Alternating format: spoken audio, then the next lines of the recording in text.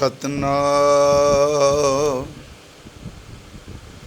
ਧੰਨ ਵਾਹਿਗੁਰੂ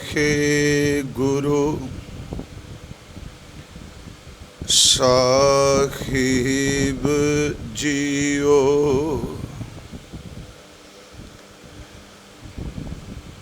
ਆਸਾ ਮਹੱਲਾ ਚੌਥਾ। ਜਿਨ ਅੰਤਰ ਹਰ ਹਰ ਪ੍ਰੀਤ ਹੈ, ਤੇ ਜਨ ਸੁਗੜ ਸਿਆਣੇ ਰਾਮ ਰਾਜੇ।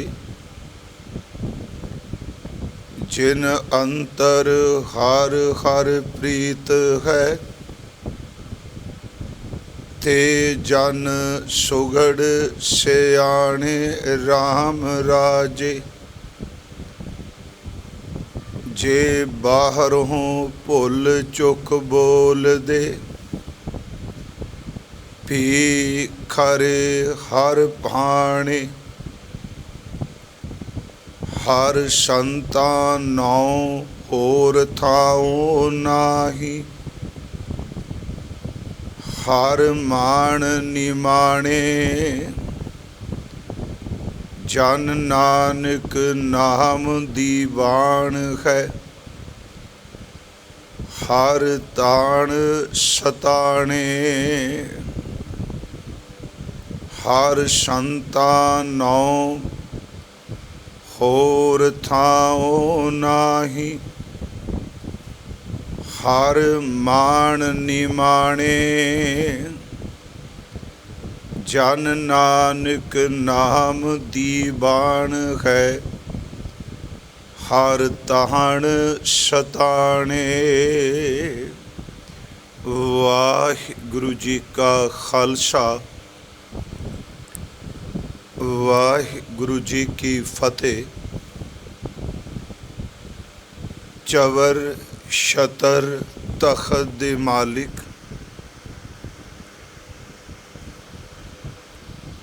ਸਤਿਗੁਰੂ ਗੁਰੂ ਗ੍ਰੰਥ ਸਾਹਿਬ ਜੀ ਮਹਾਰਾਜ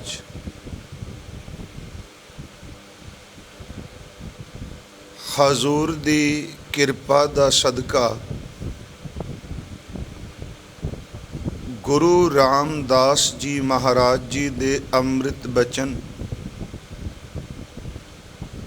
ਜੋ ਆਪ ਜੀ ਰੋਜ਼ਾਨਾ ਸਰਵਣ ਕਰ ਰਹੇ ਹੋ,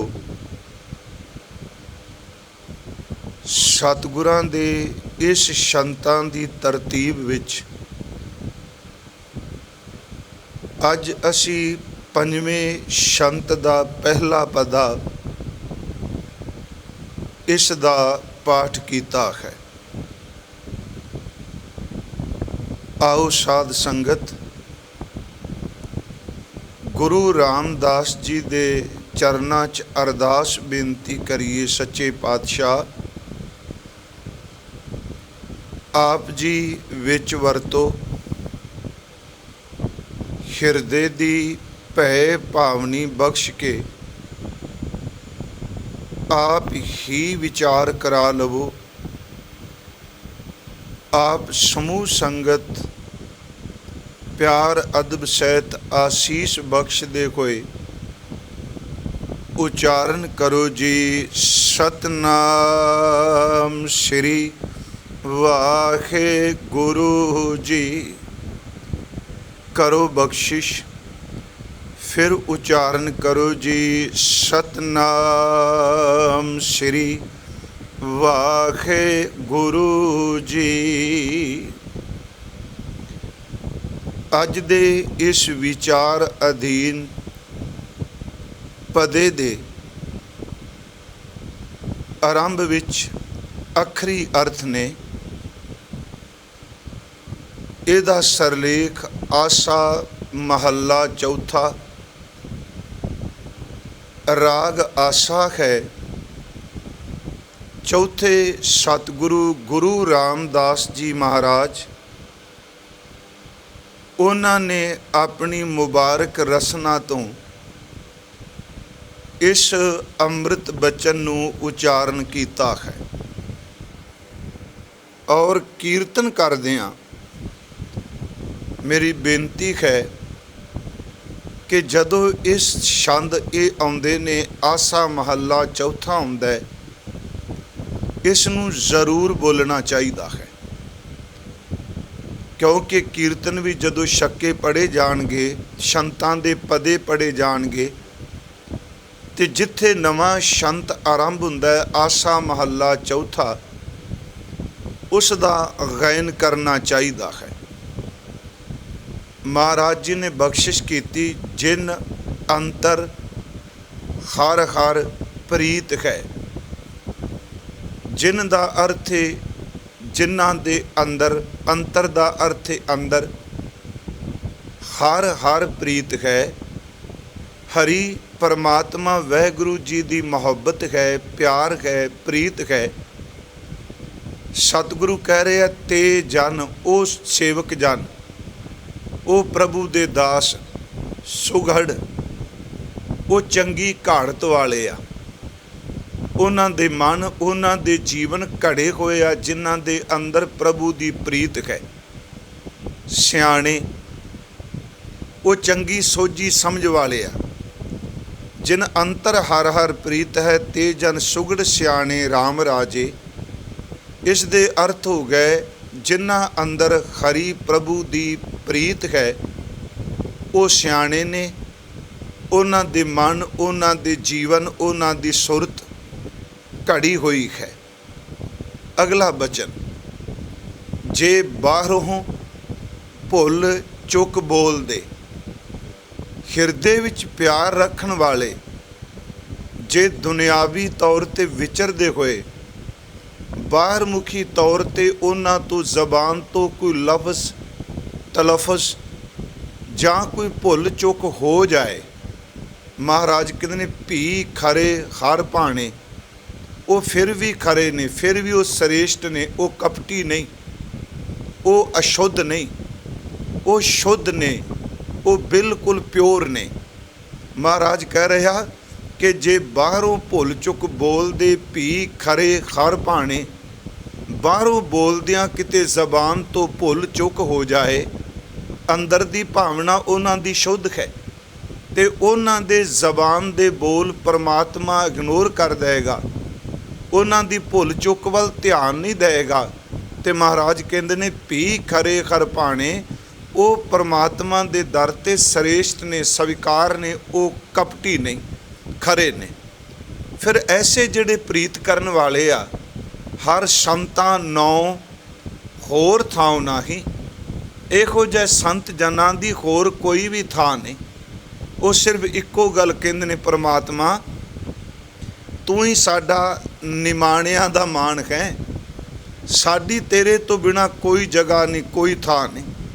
ਹਰ ਸੰਤਾਂ ਨੌ ਹੋਰ ਥਾਂ ਨਹੀਂ, ਹਰ ਮਾਣ ਨਿਮਾਣੇ।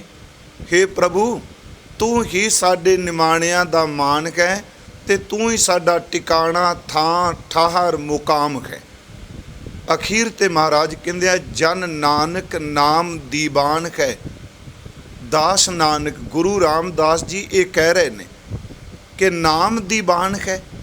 ਵੈਸੇ ਦੀਵਾਨ ਦਾ ਲਫ਼ਜ਼ੀ ਅਰਥ ਹੈ ਸਭਾ, ਅਸੀਂ ਦੀਵਾਨ ਸ਼ਬਦ ਵਰਤਨੇ ਆ।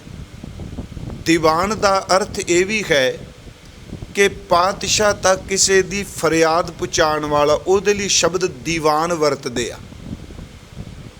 ਦੀਵਾਨ ਸਭਾ, ਦੀਵਾਨ ਦਾ ਅਰਥ ਫਰਿਆਦ ਪਹੁੰਚਾਉਣ ਵਾਲਾ। ਤੇ ਮਹਾਰਾਜ ਕਹਿੰਦੇ ਨੇ ਪਰਮਾਤਮਾ ਸਾਡੀ ਫਰਿਆਦ ਨੂੰ, ਸਾਡੇ ਅੰਦਰ ਨੂੰ ਪਹੁੰਚਾਉਣ ਵਾਲਾ ਜਿਹੜਾ ਸਭਾ ਹੈ, ਦੀਵਾਨ ਹੈ। ਦੀਵਾਨ ਦਾ ਅਰਥ ਹਾਕਮ ਵੀ ਆਉਂਦਾ ਹੈ। ਜਾਂ ਸਾਡੀ ਫਰਿਆਦ ਜਿਨਨੇ ਤੇਰੇ ਤੱਕ ਪਹੁੰਚਾਣੀ, ਉਹ ਕੇਵਲ ਤੇਰਾ ਨਾਮ ਹੀ ਹੈ। ਸਾਡੇ ਕੋਲ ਤਾਂ ਨਾਮ ਤੋਂ ਬਿਨਾਂ ਹੋਰ ਕੋਈ ਦੀਵਾਨ ਹੀ ਨਹੀਂ। ਮਹਾਰਾਜ ਕਹਿ ਰਹੇ ਨੇ, ਜਨ ਨਾਨਕ ਨਾਮ ਦੀਵਾਨ ਹੈ। ਹਰ ਤਾਣ, ਤਾਣ ਦਾ ਅਰਥ ਹੈ ਤਾਕਤ, ਸਤਾਣੇ, ਸਤਾਣੇ ਦਾ ਅਰਥ ਹੈ ਬਲ ਸਹਿਤ, ਬਾਹੂਬਲੀ, ਜਿਸ ਕੋਲ ਤਾਕਤ ਹੈ, ਕੇਵਲ ਕਹਿਣ ਮਾਤਰ ਨਹੀਂ। ਇੱਥੇ ਸਿਰਫ ਇੱਕ ਬੇਨਤੀ ਕਰਾਂਗਾ ਕਿ 2-3 ਗੱਲਾਂ ਇਹਦੇ ਉਚਾਰਨ ਵਿੱਚ ਜਿੰਨੀ ਕੁ ਸੋਝੀ, ਦਾਵਾ ਨਹੀਂ ਉਚਾਰਨ ਦਾ ਮੇਰਾ। ਇੱਥੇ ਇੱਕ ਤਾਂ ਹਰ ਸੰਤਾਂ ਨੌ ਇੱਥੇ ਨੰਨੇ ਨੂੰ ਹਜ਼ੂਰ ਨੇ ਖੋੜਾ ਪਾਇਆ, ਇਹਨੂੰ ਦੁਲੰਕੜ 'ਚ ਨਹੀਂ ਬੋਲਣਾ, ਨੂੰ ਨਹੀਂ ਬੋਲਣਾ।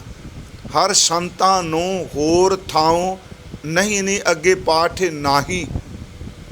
ਦੂਸਰੀ ਬੇਨਤੀ ਹੈ ਕਿ ਇਸ ਵਿੱਚ ਜਿਹੜਾ ਇਹ ਬਚਨ ਆਇਆ, ਇੱਕ ਆਇਆ ਖਰ ਮਾਣ ਨਿਮਾਣੇ। ਨਿਮਾਣੇ ਦੇ ਨੰਨੇ ਨੂੰ ਸਿਹਾਰੀ ਲੱਗੀ, ਤੇ ਜਦੋਂ ਅਗਲੀ ਤੁਕ 'ਚ ਤੁਕਾਂਤ ਆਉਂਦਾ ਹੈ, ਖਤਮ ਹੁੰਦੀ ਤੁਕ, ਉੱਥੇ ਆਇਆ ਹਰ ਤਾਣ ਸਤਾਣੇ। ਸੱਸੇ ਨੂੰ ਸਿਹਾਰੀ ਨਹੀਂ ਲੱਗੀ। ਇਹ ਨਹੀਂ ਕਿਤੇ ਸੋਚਣਾ ਵੀ ਨਿਮਾਣੇ ਆਇਆ ਤੇ ਸਤਾਣੇ, ਨਹੀਂ। ਪਹਿਲਾ ਪਾਠ ਹੈ ਹੋਰ ਹਰ ਸੰਤਾਂ ਨੂੰ ਹੋਰ ਥਾਉ ਨਾਹੀ, ਹਰ ਮਾਣ ਨਿਮਾਣੇ। ਜਨ ਨਾਨਕ ਨਾਮ ਦੀਵਾਨ ਹੈ। ਇਹ ਨੰਨੇ ਨਾਲ ਨਹੀਂ, ਨਾਣੇ ਨਾਲ ਹੈ, ਦੀਵਾਨ ਹੈ। ਹਰ ਤਾਣ ਸਤਾਣੇ, ਸਤਾਣੇ ਦਾ ਅਰਥ ਤਾਕਤ ਸਹਿਤ, ਤਾਣ ਸਹਿਤ। ਇਹ ਹੈ ਅੱਜ ਦੇ ਇਸ ਵਿਚਾਰ ਅਧੀਨ ਅੰਮ੍ਰਿਤ ਸ਼ਬਦ ਦੇ ਆਖਰੀ ਅਰਥ। ਕੱਲ ਅਸੀਂ ਜਿਹੜੇ ਪਵਿੱਤਰ ਬਚਨ ਪੜ੍ਹੇ ਸਨ, ਚੌਥੇ ਸ਼ੰਤ ਦਾ ਅੰਤਲਾ ਪਦਾ ਸੀ, ਉਸ ਲੜੀ ਨੂੰ ਲੈ ਕੇ ਨਾਲ ਅੱਜ ਦੇ ਇਸ ਅੰਮ੍ਰਿਤ ਬਚਨ ਦੇ ਆਪਾਂ ਅਰਥ ਕਰਾਂਗੇ। ਕੱਲ ਸਤਿਗੁਰਾਂ ਨੇ ਸ਼ਬਦ ਵਰਤੇ ਸਨ ਕਿ ਜਿਨ੍ਹਾਂ ਬੰਦਿਆਂ ਦੇ ਕੋਲ ਰਾਗ ਗਾਉਣ ਦੀ ਸਮਰੱਥਾ ਹੈ, ਜਿਹੜੇ ਇਨਸਾਨ ਸਾਜ਼ ਵਜਾ ਸਕਦੇ ਆ, ਮੂੰਹ ਨਾਲ ਵੱਜਣ ਵਾਲੇ ਸਾਜ਼ ਵਜਾਉਂਦੇ ਆ, ਸੰਖ ਹੈ, ਸਿੰਗੀ ਹੈ, ਇਹ ਜਿਹੜੇ ਨਾਦ ਵਜਾਉਂਦੇ ਆ। ਤੇ ਤੀਸਰਾ ਸੀ ਜਿਹੜੇ ਵੇਦ ਪਾਠੀ ਨੇ, ਵੇਦਾਂ ਦਾ ਪਾਠ ਕਰਦੇ ਆ। ਉੱਥੇ ਹਜ਼ੂਰ ਨੇ ਕਿਹਾ ਕਿ ਉਹ ਲੋਕ ਗਾ ਵੀ ਰਹੇ ਨੇ, ਉਸ ਨੂੰ ਪੜ੍ਹ ਵੀ ਰਹੇ ਨੇ, ਸਾਜ਼ ਵੀ ਵਜਾ ਰਹੇ ਨੇ, ਪਰ ਪਰਮਾਤਮਾ ਉਹਨਾਂ ਦੇ ਸਾਜ਼ਾਂ ਨਾਲ, ਉਹਨਾਂ ਦੇ ਰਾਗਾਂ ਨਾਲ, ਉਹਨਾਂ ਦੀ ਵੇਦ ਧੁਨੀ ਨਾਲ ਰੀਝ ਨਹੀਂ ਰਿਹਾ। ਕਿਉਂ ਨਹੀਂ ਰੀਝ ਰਿਹਾ ਜੀ? ਕੱਲ ਅਸੀਂ ਵੇਖਿਆ ਰਾਗ ਬੜਾ ਸਾਧਨਾ ਕਰ ਕਰਕੇ, ਅਭਿਆਸ ਕਰ ਕਰਕੇ, ਤਪੱਸਿਆ ਹੈ ਰਾਗ। ਜੇ ਕੋਈ ਨਾਦ, ਕੋਈ ਸਾਜ਼ ਵਜਾਣਾ ਜਾਣਦਾ ਹੈ, ਬੰਸਰੀ ਵਜਾਉਂਦਾ ਹੈ, ਸੰਖ ਵਜਾਉਂਦਾ ਹੈ, ਕਿੰਗੁਰੀ ਵਜਾਉਂਦਾ ਹੈ, ਆਖਰ ਉਹ ਕੋਈ ਵੀ ਸਾਜ਼ ਵਜਾਉਂਦਾ ਹੈ ਬੰਦਾ, ਉਹਦੀ ਕਿੰਨੀ ਵੱਡੀ ਤਪੱਸਿਆ ਹੈ। ਤੇ ਤੀਸਰਾ ਸ਼ਬਦ ਵੇਦੀ, ਵੇਦਾਂ ਦਾ ਮੰਤਰ ਪੜ੍ਹਨ ਵਾਲੇ, ਵੇਦ ਧੁਨੀ ਵਿੱਚ ਸੁਰਤੀਆਂ ਸ਼ਲੋਕ ਪੜ੍ਹਨ ਵਾਲੇ। ਪਰ ਮਹਾਰਾਜ ਕਹਿੰਦੇ ਅਭਿਆਸ ਹੈ, ਤਪੱਸਿਆ ਹੈ, ਪਰ ਇਹਨਾਂ ਬਾਹਰ ਦੇ ਕੰਮ ਕਰਮਾਂ ਤੇ ਹੁਨਰਾਂ ਨਾਲ ਵੀ ਪਰਮਾਤਮਾ ਨਹੀਂ ਰੀਝਦਾ। ਕੋਈ ਗਾਵੈ ਰਾਗੀ ਨਾਦੀ ਬੇਦੀ ਬਹੁ ਭਾਂਤ ਕਰ, ਨਹੀਂ ਖਰ ਹਰ ਭੀਜੈ ਰਾਮ ਰਾਜੇ। ਖਰੀ ਪਰਮਾਤਮਾ ਉਹਨਾਂ ਤੇ ਨਹੀਂ ਭੇਜਦਾ। ਕਮਾਲ ਦੀ ਗੱਲ, ਗਲਾ ਸੁਰੀਲਾ, ਸਾਜ਼ ਕਮਾਲ ਦਾ, ਵੇਦਾਂ ਦਾ ਉਚਾਰਨ ਸ਼ੁੱਧ, ਇੰਨੀ ਮਿਹਨਤ ਕਰਕੇ ਪਰਮਾਤਮਾ ਕਿਉਂ ਨਹੀਂ ਰੀਝ ਰਿਹਾ? ਤੇ ਮਹਾਰਾਜ ਕਹਿੰਦੇ ਉਹਦਾ ਇੱਕ ਕਾਰਨ, ਕਿਉਂਕਿ ਹਿਰਦੇ ਵਿੱਚ ਜੋ ਬੋਲਿਆ ਜਾ ਰਿਹਾ ਹੈ ਉਹਦੇ ਪ੍ਰਤੀ ਭਾਵਨਾ ਨਹੀਂ, ਅੰਦਰ ਪ੍ਰੀਤ ਨਹੀਂ, ਅੰਦਰ ਕਪਟ ਹੈ। ਤੇ ਮਹਾਰਾਜ ਕਹਿੰਦੇ ਅੰਦਰ ਧੋਖਾ ਛਲ ਫਰੇਬ ਕਪਟ ਹੋਵੇ, ਬਾਹਰ ਤੋਂ ਸੱਚ ਇਹ ਵੇ ਕਿ ਚੰਗੀ ਲਟਰੇਰੀ ਜਾਂ ਸਾਹਿਤਕ ਬੋਲੀ ਵੀ ਬੋਲੇ, ਕਲਾਸੀਕਲ ਤੌਰ 'ਤੇ ਰਾਗ ਵੀ ਗਾਏ ਜਾਂ ਕਲਾਸੀਕਲ ਗਾਏ, ਵੇਦਾਂ ਦਾ ਪਾਠ ਵੀ ਸ਼ੁੱਧ ਕਰੇ, ਨਾਦ ਵੀ ਕਮਾਲ ਦਾ ਵਜਾਏ, ਉਹਦੀ ਸਾਜ਼ ਵੱਜਣ, ਪਰ ਜੇ ਅੰਦਰ ਪ੍ਰੀਤ ਨਹੀਂ ਤੇ ਮਹਾਰਾਜ ਕਹਿੰਦੇ ਨੇ ਅੰਦਰ ਕਪਟ ਹੈ, ਵਿਕਾਰ ਹੈ, ਵਾਸ਼ਨਾ ਹੈ, ਧੋਖਾ ਹੈ। ਤੇ ਇਹੋ ਜਿਹਾ ਦਾ ਗਾਉਣਾ ਜਿਹੜਾ ਉਹ ਰੋਣਾ ਹੀ ਬਣ ਕੇ ਰਹਿ ਜਾਂਦਾ। ਇਹ ਮੈਂ ਆਪ ਨੂੰ ਤਾਂ ਬੇਨਤੀ ਕਰਨ ਲੱਗਾ ਕਿਉਂਕਿ ਜਦੋਂ ਇਹਦੇ ਹੁਣ ਅਰਥ ਕਰਾਂਗੇ ਦੋਨਾਂ ਨੂੰ ਮਿਲਾ ਕੇ, ਤੇ ਮਹਾਰਾਜ ਗੁਰੂ ਰਾਮਦਾਸ ਜੀ ਨੇ ਕਮਾਲ ਕਰ ਦਿੱਤੀ। ਭਾਵੇਂ ਅਗਲੇ ਸ਼ੰਤ ਵਿੱਚ ਇਹ ਕਿਹਾ, ਮੈਂ ਤਾਂ ਇਹ ਦੌਰਾਨ ਲੱਗਾ, ਪਿਛਲੇ ਸ਼ੰਤ ਵਿੱਚ ਸੀ ਹੁਨਰ ਹੈ, ਗੁਣ ਹੈ, ਪਰ ਅੰਦਰ ਪ੍ਰੀਤ ਨਹੀਂ, ਅੰਦਰ ਮੁਹੱਬਤ ਨਹੀਂ। ਤੇ ਗੁਰੂ ਜੀ ਨੇ ਕਿਹਾ ਜਿਨ੍ਹਾਂ ਅੰਤਰ ਕਪਟ ਵਿਕਾਰ ਹੈ, ਤਿਨਾਂ ਰੋਏ ਕਿਆ ਕੀਜੈ। ਉਹਨਾਂ ਦੇ ਅੰਦਰ ਕਪਟ ਹੈ, ਵਿਕਾਰ ਹੈ, ਤੇ ਉਹਨਾਂ ਦਾ ਗਾਉਣਾ ਰੋਣਾ ਹੈ। ਪਰ ਪਿਆਰਿਓ, ਅੱਜ ਜਦੋਂ ਅਗਲਾ ਅਸੀਂ ਪਵਿੱਤਰ ਬਚਨ ਪੜ੍ਹਿਆ, ਇੱਥੇ ਗੁਰਦੇਵ ਨੇ ਕਿਹਾ ਵੀ ਜਿਹੜਾ ਅੰਦਰੋਂ ਪ੍ਰੀਤ ਕਰਦਾ, ਮੇਰੀ ਬੇਨਤੀ ਵੱਲ ਧਿਆਨ ਦਿਆ ਜੇ, ਇੱਥੇ ਹੈ ਪਹਿਲੇ 'ਚ ਜਿਨ੍ਹਾਂ ਅੰਤਰ ਕਪਟ ਵਿਕਾਰ ਹੈ, ਤਿਨਾਂ ਰੋਏ ਕਿਆ ਕੀਜੈ। ਭਾਵੇਂ ਉਹ ਰਾਗਨਾਦ ਵੇਦ ਜਾਣਦੇ ਆ, ਅੱਜ ਦੇ ਬਚਨ ਵਿੱਚ ਕਿਹਾ ਜਿਨ ਅੰਤਰ ਹਰ ਹਰ ਪ੍ਰੀਤ ਹੈ, ਤੇ ਜਨ ਸੁਗੜ ਸਿਆਣੇ ਰਾਮ ਰਾਜੇ। ਕਮਾਲ ਦੀ ਗੱਲ, ਰਾਗ ਗਾਉਣ ਵਾਲਾ, ਨਾਦ ਵਜਾਉਣ ਵਾਲਾ, ਵੇਦਾਂ ਦੇ ਸਲੋਕ ਗਾਉਣ ਵਾਲਾ, ਉਹਨੂੰ ਤਾਂ ਮਹਾਰਾਜ ਕਹਿੰਦੇ ਨੇ ਰੋ ਰਿਹਾ ਹੈ, ਗਾਉ ਨਹੀਂ ਰਿਹਾ, ਇਹ ਗਾ ਨਹੀਂ ਰਿਹਾ, ਇਹ ਰੋ ਰਿਹਾ ਹੈ। ਇਹਦੇ ਅੰਦਰ ਕਪਟ ਹੈ। ਤੇ ਜਿਹਦੇ ਅੰਦਰ ਪਿਆਰ ਹੈ ਉਹਦੇ ਲਈ ਗੁਰੂ ਜੀ ਸ਼ਬਦ ਵਰਤਿਆ, ਪਿਆਰਿਓ, ਉਹ ਸੁਗੜ ਹੈ, ਉਹ ਸਿਆਣਾ ਹੈ, ਕਿਉਂਕਿ ਉਹਦੇ ਧੁਰ ਅੰਦਰ ਪਰਮਾਤਮਾ ਦੀ ਮੁਹੱਬਤ, ਪਿਆਰ ਟਿਕਿਆ ਹੈ। ਤੇ ਨਾਲ ਫਿਰ ਇੱਕ ਹੋਰ ਗੱਲ, ਜਿਹਦੇ ਅੰਦਰ ਪ੍ਰੀਤ ਹੈ, ਮੰਨ ਲਓ ਉਹਨੂੰ ਲਫ਼ਜ਼ ਵੀ ਨਹੀਂ ਬੋਲਣੇ ਹੁੰਦੇ, ਉਹ ਚੰਗੀ ਤਰ੍ਹਾਂ ਸੈਂਟੈਂਸ ਵੀ ਨਹੀਂ ਬਣਾ ਸਕਦਾ, ਵਾਕ ਵੀ ਨਹੀਂ ਬਣਾ ਸਕਦਾ, ਸ਼ਬਦਾਂ ਦਾ ਉਚਾਰਨ ਵੀ ਉਹਦਾ ਵਿਦਵਾਨਾਂ ਦੀ ਨਜ਼ਰ ਵਿੱਚ ਕਹਿਣਗੇ ਐਵੇਂ ਬੋਲੀ ਜਾ ਰਿਹਾ। ਪਰ ਮਹਾਰਾਜ ਕਹਿੰਦੇ ਆ ਨਹੀਂ ਓਏ, ਜੇ ਬਾਹਰੋਂ ਭੁੱਲ ਚੁੱਕ ਬੋਲਦੇ ਭੀ ਖਰੇ ਖਰ ਭਾਣੇ, ਜੇ ਬਾਹਰੋਂ ਉਹ ਭੁੱਲ ਚੁੱਕ ਬੋਲਦੇ ਆ ਪਰ ਪਰਮਾਤਮਾ ਦੀ ਨਜ਼ਰ ਵਿੱਚ ਉਹ ਖਰੇ ਨੇ, ਉਹ ਸ੍ਰੇਸ਼ਟ ਨੇ। ਬਸ ਇਹ ਦੋ ਗੱਲਾਂ ਯਾਦ ਰੱਖਣ ਵਾਲੀਆਂ ਨੇ, ਬਾਹਰ ਦੇ ਸ਼ਬਦ, ਬਾਹਰ ਦੀ ਸੁਰ, ਬਾਹਰ ਦਾ ਨਾਦ ਹੈ, ਅੰਦਰ ਕਪਟ ਹੈ, ਤੇ ਉਹ ਚੀਜ਼ ਸਵੀਕਾਰ ਨਹੀਂ, ਨਾ ਰਾਗ, ਨਾ ਨਾਦ, ਨਾ ਵੇਦ। ਪਰ ਦੂਜੇ ਪਾਸੇ ਜੇ ਅੰਦਰ ਪ੍ਰੀਤ ਹੈ, ਅੰਦਰ ਮੁਹੱਬਤ ਹੈ, ਤੇ ਮਹਾਰਾਜ ਕਹਿੰਦੇ ਨੇ ਉਹ ਸਿਆਣਾ, ਉਹ ਸੁਗੜ। ਤੇ ਨਾਲ ਬਚਨ ਕੀਤੋ ਨੇ, ਇਹ ਜੇ ਬਾਹਰੋਂ ਉਹ ਗਲਤ ਵੀ ਬੋਲ ਜਾਂਦਾ ਹੈ, ਜਾਣ ਬੁੱਝ ਕੇ ਨਹੀਂ, ਭੁੱਲ ਚੁੱਕ, ਮਹਾਰਾਜ ਨੇ ਇੱਥੇ ਕਿਹਾ ਕਿ ਉਹ ਬੋਲਣ ਵਿੱਚ ਭੁੱਲ ਜਾਂਦਾ, ਉਹਦੇ ਤੋਂ ਕੋਈ ਉਕਾਈ ਹੋ ਜਾਂਦੀ ਹੈ, ਗਲਤੀ ਹੋ ਜਾਂਦੀ। ਜੇ ਬਾਹਰੋਂ ਭੁੱਲ ਚੁੱਕ ਬੋਲਦੇ ਭੀ ਖਰੇ ਖਰ ਭਾਣੇ, ਪਿਆਰਿਓ, ਖਰੀ ਨੂੰ ਫਿਰ ਵੀ ਉਹ ਭਾ ਜਾਂਦਾ, ਉਹ ਚੰਗਾ ਲੱਗਦਾ। ਗੱਲ ਇਹ ਹੋ ਗਈ, ਇੱਕ ਹੈ ਕਪਟ, ਜਿਨ੍ਹਾਂ ਅੰਤਰ ਕਪਟ ਵਿਕਾਰ ਹੈ, ਤੇ ਦੂਜਾ ਹੈ ਜਿਨ ਅੰਤਰ ਹਰ ਹਰ ਪ੍ਰੀਤ ਹੈ। ਬਸ ਇਹ ਦੋ ਗੱਲਾਂ ਸਮਝਣ ਵਾਲੀਆਂ ਨੇ ਕੱਲ੍ਹ ਦੇ ਪਵਿੱਤਰ ਸ਼ੰਤ ਨੂੰ ਨਾਲ ਲੈ ਕੇ। ਜਿੱਥੇ ਕਪਟ ਹੈ ਉੱਥੇ ਥਾਏ ਨਹੀਂ ਕੁਛ ਪੈਣਾ, ਜਿੱਥੇ ਪਿਆਰ ਹੈ ਉੱਥੇ ਭੁੱਲ ਚੁੱਕ ਵਾਲੇ ਵੀ ਸਵੀਕਾਰ ਹੋ ਜਾਂਦੇ ਆ। ਸ੍ਰੀ ਗੁਰੂ ਗ੍ਰੰਥ ਸਾਹਿਬ ਜੀ ਦੀ ਅੰਮ੍ਰਿਤ ਬਾਣੀ ਨੇ ਇਸੇ ਪ੍ਰਥਾਏ ਬਖਸ਼ਿਸ਼ ਕੀਤੀ ਹੈ। ਅੱਜ ਦੀ ਮੇਰੀ ਬੇਨਤੀ ਹੈ ਅੰਤਰ ਪ੍ਰੀਤ, ਤੇ ਖਾਸ ਕਰਕੇ ਆਸਾ ਕੀ ਵਾਰ ਦਾ ਉਹ ਅੰਮ੍ਰਿਤ ਬਚਨ ਜਿਸ ਵਿੱਚ ਸਤਿਗੁਰਾਂ ਨੇ ਦੋ ਦਾ ਜ਼ਿਕਰ ਕੀਤਾ। ਪਹਿਲੇ ਜੇ ਕਪਟ ਦਾ ਜ਼ਿਕਰ ਕੀਤਾ ਹੈ ਨਾ, ਵੀ ਕਪਟੀ ਹੈ, ਛਲੀਆ ਹੈ, ਧੋਖੇਬਾਜ਼ ਹੈ, ਉਹਨੂੰ ਇੱਕ ਪੱਖ ਨਹੀਂ ਛੱਡ ਦਿੱਤਾ। ਨਾਲ ਉੱਥੇ ਗੁਰੂ ਜੀ ਨੇ ਇਹ ਵੀ ਕਿਹਾ, ਜਿਨ੍ਹਾਂ ਨਾਨਕ ਗੁਰਮੁਖ ਹਿਰਦਾ ਸ਼ੁੱਧ ਹੈ, ਜਿਨ੍ਹਾਂ ਦਾ ਹਿਰਦਾ ਸ਼ੁੱਧ ਹੈ, ਪਵਿੱਤਰ ਹੈ। ਇਹ ਨਹੀਂ ਕਿਹਾ ਵੀ ਨਹੀਂ ਸਾਰੇ ਕਪਟੀ, ਸਾਰੇ ਛਲੀਏ, ਸਾਰੇ ਜਿਹੜੇ ਨੇ ਉਹ ਨਕੰਮੇ, ਕਿਉਂਕਿ ਜਿਵੇਂ ਸਾਡੀ ਅੱਜ ਬਿਰਤੀ ਬਣ ਚੁੱਕੀ ਹੈ, ਕੋਈ ਸਿੱਖ ਨਹੀਂ, ਕੋਈ ਗੁਰਮੁਖ ਨਹੀਂ, ਕੁਛ ਵੀ ਨਹੀਂ, ਸਭ ਕੁਝ, ਸਭ ਨਿਕੰਮਾ ਨਿਕੰਮਾ ਹੀ। ਮੈਂ ਬੇਨਤੀ ਕਰਾਂ ਕਿਉਂਕਿ ਉਹ ਆਪੋ ਆਪਣੀ ਸੋਚ ਹੈ। ਪਰ ਇੱਥੇ ਸਤਿਗੁਰੂ ਨੇ ਅਗਲੇ ਬਚਨ ਵਿੱਚ ਕਿਹਾ ਵੀ ਮਤਾਂ ਇਹਨਾਂ ਸ਼ਬਦਾਂ ਨੂੰ ਲੈ ਕੇ ਨਿੰਦਕ ਬਿਰਤੀ ਨਾ ਧਾਰਨ ਕਰ ਲਿਆ ਜੇ। ਇੱਥੇ ਉਹ ਵੀ ਹਨ ਜਿਨ੍ਹਾਂ ਦੇ ਹਿਰਦੇ ਵਿੱਚ ਪ੍ਰੀਤ ਹੈ, ਉਹ ਜ਼ਬਾਨ ਤੋਂ ਕਈ ਵਾਰੀ ਨਹੀਂ ਸਹੀ ਬੋਲ ਸਕਦੇ, ਪਰ ਉਹਨਾਂ ਨੂੰ ਪਰਮਾਤਮਾ ਦੇ ਘਰ ਵਿੱਚ ਥਾਂ ਹੈ। ਆਸਾ ਕੀ ਵਾਰ ਵਿੱਚ ਇੱਕ ਬਚਨ ਹੈ, ਸ਼ਾਇਦ ਆਪ ਨਾਲ ਉਹ ਸਾਂਝਾ ਕੀਤਾ ਹੋਵੇ ਪਹਿਲਾਂ। ਉਸ ਵਿੱਚ ਸਤਿਗੁਰੂ ਨੇ ਇੱਕ ਬਖਸ਼ਿਸ਼ ਕੀਤੀ ਹੈ। ਹਜ਼ੂਰ ਨੇ ਕਿਹਾ ਕਿ ਜਿਨ ਅੰਦਰੋਂ ਝੂਠੇ ਪੈਜ ਬਾਹਰ, ਇਹ ਸਮਝੋ ਇਸ ਸੰਤ ਤੇ ਢੁਕੇਗਾ ਕਿ ਜਿਨ੍ਹਾਂ ਅੰਤਰ ਕਪਟ ਵਿਕਾਰ ਹੈ। ਅੰਦਰੋਂ ਝੂਠੇ, ਅੰਦਰ ਛਲ ਫਰੇਬ, ਪੈਜ ਬਾਹਰ, ਬਾਹਰ ਜਿਹੜਾ ਫੈਲਾਓ ਹੈ ਉਹ ਪ੍ਰਤਿਸ਼ਠਾ ਬਣਾਈਏ, ਪਤਵੰਤੇ ਸੱਜਣਾ ਵੀ ਸੂਚੀ ਹੈ। ਮਹਾਰਾਜ ਕਹਿੰਦੇ ਅੰਦਰੋਂ ਝੂਠੇ ਪੈਜ ਬਾਹਰ, ਬਾਹਰ ਇੱਜ਼ਤ, ਬਾਹਰ ਅਡੰਬਰ ਬਣਾਇਆ, ਦੁਨੀਆ ਅੰਦਰ ਫੈਲ। ਉਹਨਾਂ ਦੇ ਅਡੰਬਰ ਦਾ ਦੁਨੀਆ ਵਿੱਚ ਫੈਲਾਓ ਵੀ ਹੈ। ਲੋਕ ਉਸ ਗੱਲ ਨੂੰ ਅੱਗੇ ਤੋਰਨ ਵਾਲੇ ਵੀ।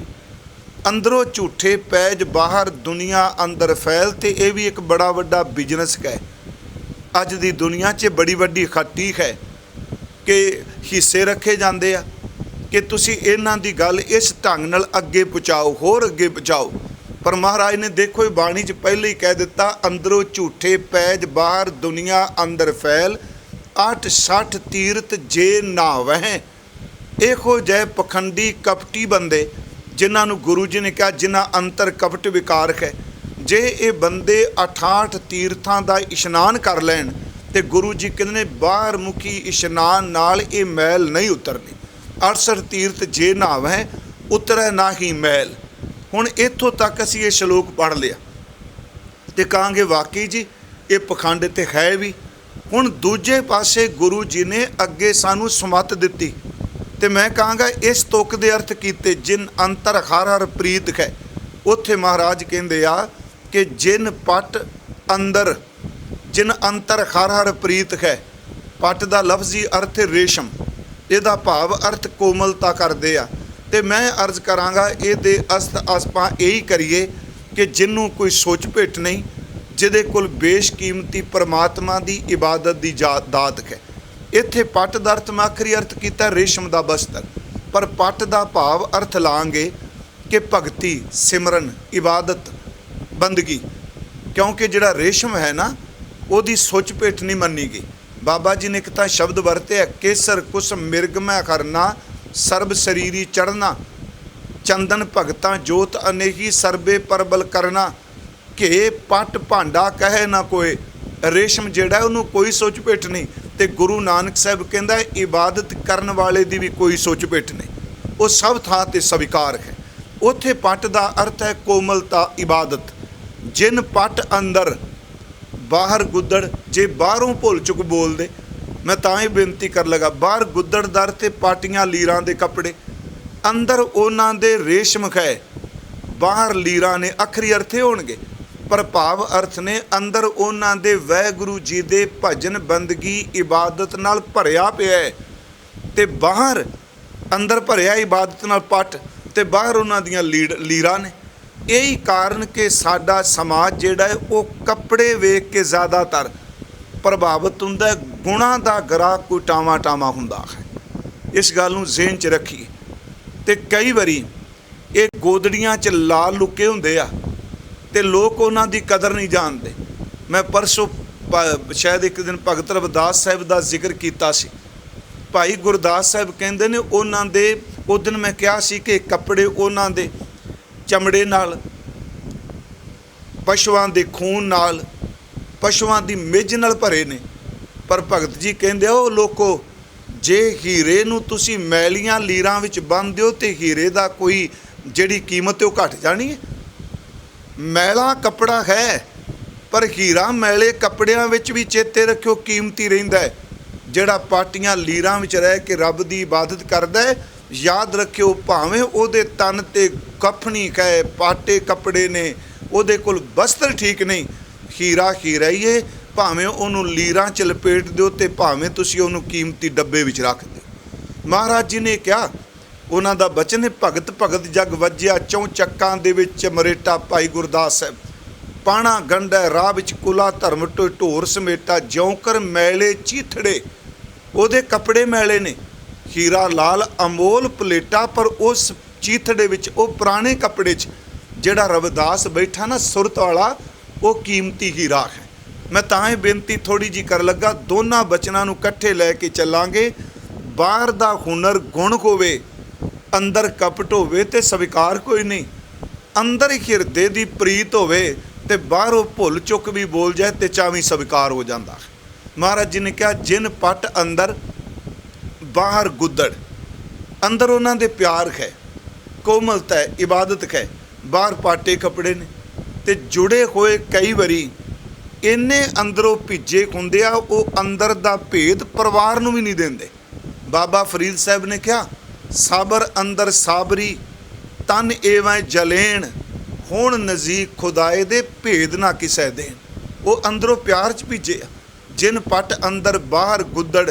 ਤੇ ਕਈ ਵਾਰੀ ਬੰਦਾ ਭੁਲੇਖਾ, ਇਹ ਘਟਨਾ ਲਾਹੌਰ ਵਾਪਰੀ, ਥੋੜ੍ਹੀ ਜਿਹੀ ਮੈਂ ਅਰਜ਼ ਕਰ ਦੇਣਾ। ਭਾਈ ਬੁੱਧੂ, ਉਹਨੇ ਆਵਾ ਪਾਇਆ, ਸਾਡੀ ਹਿਸਟਰੀ ਕਹਿੰਦੀ ਗੁਰੂ ਅਰਜੁਨ ਦੇਵ ਜੀ ਦੇ ਵੇਲੇ। ਤੇ ਆਵਾ ਪੱਕ ਜਾਏ, ਇਹਦੀਆਂ ਇੱਟਾਂ ਸਹੀ ਪੱਕ ਜਾਣ, ਤੇ ਉਹਨੇ ਸੰਗਤ ਬੁਲਾ ਕੇ ਕੀਰਤਨ ਕਰਾਇਆ, ਪਾਠ ਹੋਇਆ, ਅਰਦਾਸ ਹੋਈ। ਮੈਂ ਬੇਨਤੀ ਕਰਾਂਗਾ, ਕੀਰਤਨ ਪਾਠ ਦੀ ਬੜੀ ਮਹਾਨਤਾ ਹੈ, ਪਰ ਅੰਦਰ ਦੀ ਨੀਅਤ ਕੀ ਸੀ ਬੰਦੇ ਦੀ? ਜਦੋਂ ਲੰਗਰ ਦਾ ਵੇਲਾ ਆਇਆ ਤੇ ਭਾਈ ਲੱਖੂ ਜੀ ਚਲੇ ਗਏ। ਸੱਚਮੁੱਚ ਉਹਨੂੰ ਅੰਦਰ ਨਹੀਂ ਕਿਸੇ ਵੜਨ ਦਿੱਤਾ। ਕਿਉਂ ਜੀ? ਉਹ ਸਾਧ ਮੁਰਾਦੇ ਕੱਪੜੇ ਨੇ। ਉਹਨਾਂ ਸਮਝਿਆ ਕਿ ਸ਼ਾਇਦ ਆਮ ਕੋਈ ਬੰਦਾ ਭਿਖਾਰੀ ਦੀ ਤਰ੍ਹਾਂ, ਪਰ ਜਦੋਂ ਉਹਨੂੰ ਅੰਦਰ ਨਹੀਂ ਜਾਣ ਦਿੱਤਾ ਜਾਂ ਉਹਨਾਂ ਨੂੰ ਧੱਕੇ ਮਾਰੇ ਗਏ ਤੇ ਇਹ ਕਿਹਾ ਗਿਆ ਨਾ ਵੀ ਆਵੇ ਪੱਕ ਜਾਣ। ਉਹਨਾਂ ਨੇ ਬਾਹਰੋਂ ਇੱਕੋ ਗੱਲ ਕਹੀ ਸੀ, ਉਹ ਬੁੱਧੂ ਚੇਤੇ ਰੱਖੀ ਤੇਰੇ ਆਵੇ ਪੱਕਣੇ ਨਹੀਂ ਹੂੰ। ਉਹਨੇ ਕਿਹਾ ਕਿਵੇਂ ਹੋ ਸਕਦਾ, ਮੈਂ ਤਾਂ ਬਾਣੀ ਪੜ੍ਹੀ, ਮੈਂ ਆਹ ਕੀਤਾ। ਪਿਆਰਿਓ, ਉਹਨੇ ਗੱਲ ਕਹੀ, ਕਹਿ ਲੱਗਾ ਤੂੰ ਪੁੱਤਰ ਨੂੰ ਧੱਕੇ ਮਾਰੇ ਤੇ ਪਿਓ ਨੂੰ ਖੁਸ਼ ਕਰਨਾ ਚਾਹੇ, ਇਹ ਕਦੀ ਹੋ ਹੀ ਨਹੀਂ ਸਕਦਾ। ਪਰ ਪਿਆਰਿਓ, ਲੋਕਾਂ ਜਾਣਿਆ ਵੀ ਭਾਈ ਲੱਖੂ ਦਾ ਬਚਨ ਜਿਹੜਾ ਇਹ ਸੱਚ ਹੋ ਜਾਏਗਾ। ਉਹਨਾਂ ਕਿਹਾ ਆਵਾ ਕੱਚਾ ਰਹੇਗਾ, ਤੇ ਹਕੀਕਤ ਇਹ ਵੇ ਕਿ ਆਵਾ ਕੱਚਾ ਰਿਹਾ। ਭਾਈ ਬੁੱਧੂ ਨੇ ਖਿਮਾ ਮੰਗੀ, ਭਾਈ ਲੱਖੂ ਨੇ ਕਿਹਾ ਮਹਾਰਾਜ ਮੇਰੇ ਜ਼ਬਾਨ ਤੋਂ ਸਬੈਕਨ ਨਿਕਲ ਗਿਆ, ਕੋਈ ਨਹੀਂ ਇਹਦਾ ਆਵਾ ਪੱਕ ਜਾਏ। ਗੁਰੂ ਸਾਹਿਬ ਨੇ ਉੱਤਰ ਦਿੱਤਾ, ਨਾ ਸਿੱਖਾ, ਚੇਤੇ ਰੱਖੀ ਤੇਰੇ ਬੋਲ ਨੂੰ ਝੂਠਾ ਨਹੀਂ ਪੈਣ ਦਿਆਂਗਾ, ਰਹੇਗਾ ਪਿੱਲਾ ਤੇ ਕੱਚਾ ਹੀ। ਬੁੱਧੂ ਕਹਿੰਦਾ ਮੈਂ ਡੁੱਬ ਜਾਵਾਂਗਾ, ਮੇਰਾ ਇੰਨਾ ਪੈਸਾ ਲੱਗਾ। ਗੁਰੂ ਅਰਜਨ ਦੇਵ ਕਹਿੰਦੇ ਨੇ ਤੂੰ ਪੱਕਿਆਂ ਤੋਂ ਕੀ ਲੈਣਾ, ਸਿੱਖ ਦਾ ਬਚਨ ਪੱਕਾ ਰਹੇਗਾ, ਤੇਰੀਆਂ ਕੱਚੀਆਂ ਵੀ ਪੱਕਿਆਂ ਦੇ ਭਾਅ 'ਤੇ ਵਿਕ ਜਾਣਗੇ। ਮੈਂ ਆਪ ਨੂੰ ਬੇਨਤੀ ਕਰਾਂ ਕਿ ਉਹਦੇ ਅੰਦਰ ਭਾਈ ਲੱਖੂ ਨੂੰ ਪਛਾਣ ਸਕਿਆ ਕੋਈ? ਜਿਨ ਪੱਟ ਅੰਦਰ ਬਾਹਰ ਗੁੱਦੜ ਤੇ ਭਲੇ ਸੰਸਾਰ, ਜਿਨ ਅੰਤਰ ਹਰ ਹਰ ਪ੍ਰੀਤ ਹੈ। ਜਿਨ ਪਟ ਅੰਦਰ ਬਾਹਰ ਗੁੱਦੜ ਤੇ ਭਲੇ ਸੰਸਾਰ, ਤਿੰਨ ਨੇ ਕੋ ਲੱਗਾ ਰੱਬ ਸੇਤੀ। ਉਹਨਾਂ ਦੀ ਮੁਹੱਬਤ, ਉਹਨਾਂ ਦਾ ਨੇ ਰੱਬ ਨਾਲ ਹੈ। ਦੇਖਣਾ ਵਿਚਾਰ ਰੰਗ ਹੱਸੈਂ, ਜੇ ਬਾਹਰੋਂ ਭੁੱਲ ਚੁੱਕ ਬੋਲਦੇ, ਰੰਗ ਹੱਸੈਂ ਰੰਗ ਰੋਵੈਂ, ਚੁੱਪ ਪੀ ਕਰ ਜਾਹੈਂ। ਹੱਸਦੇ ਵੀ ਨੇ, ਰੋਂਦੇ ਵੀ ਨੇ, ਕਿੰਨੇ ਕਿੰਨੇ ਦਿਨ ਖਾਮੋਸ਼ੀ ਵਿੱਚ ਰਹਿੰਦੇ ਨੇ। ਤੇ ਗੁਰੂ ਨਾਨਕ ਸਾਹਿਬ ਕਹਿੰਦੇ ਆ, ਪਰਵਾਹ ਨਾਹੀ ਕਿਸੈ ਕੇਰੀ, ਬਾਜ ਸੱਚੇ ਨਾਹ। ਨੰਨੇ ਨੂੰ ਕੰਨਾ ਨਾਹ, ਨਾਹ ਦਰ ਤੇ ਪਤੀ।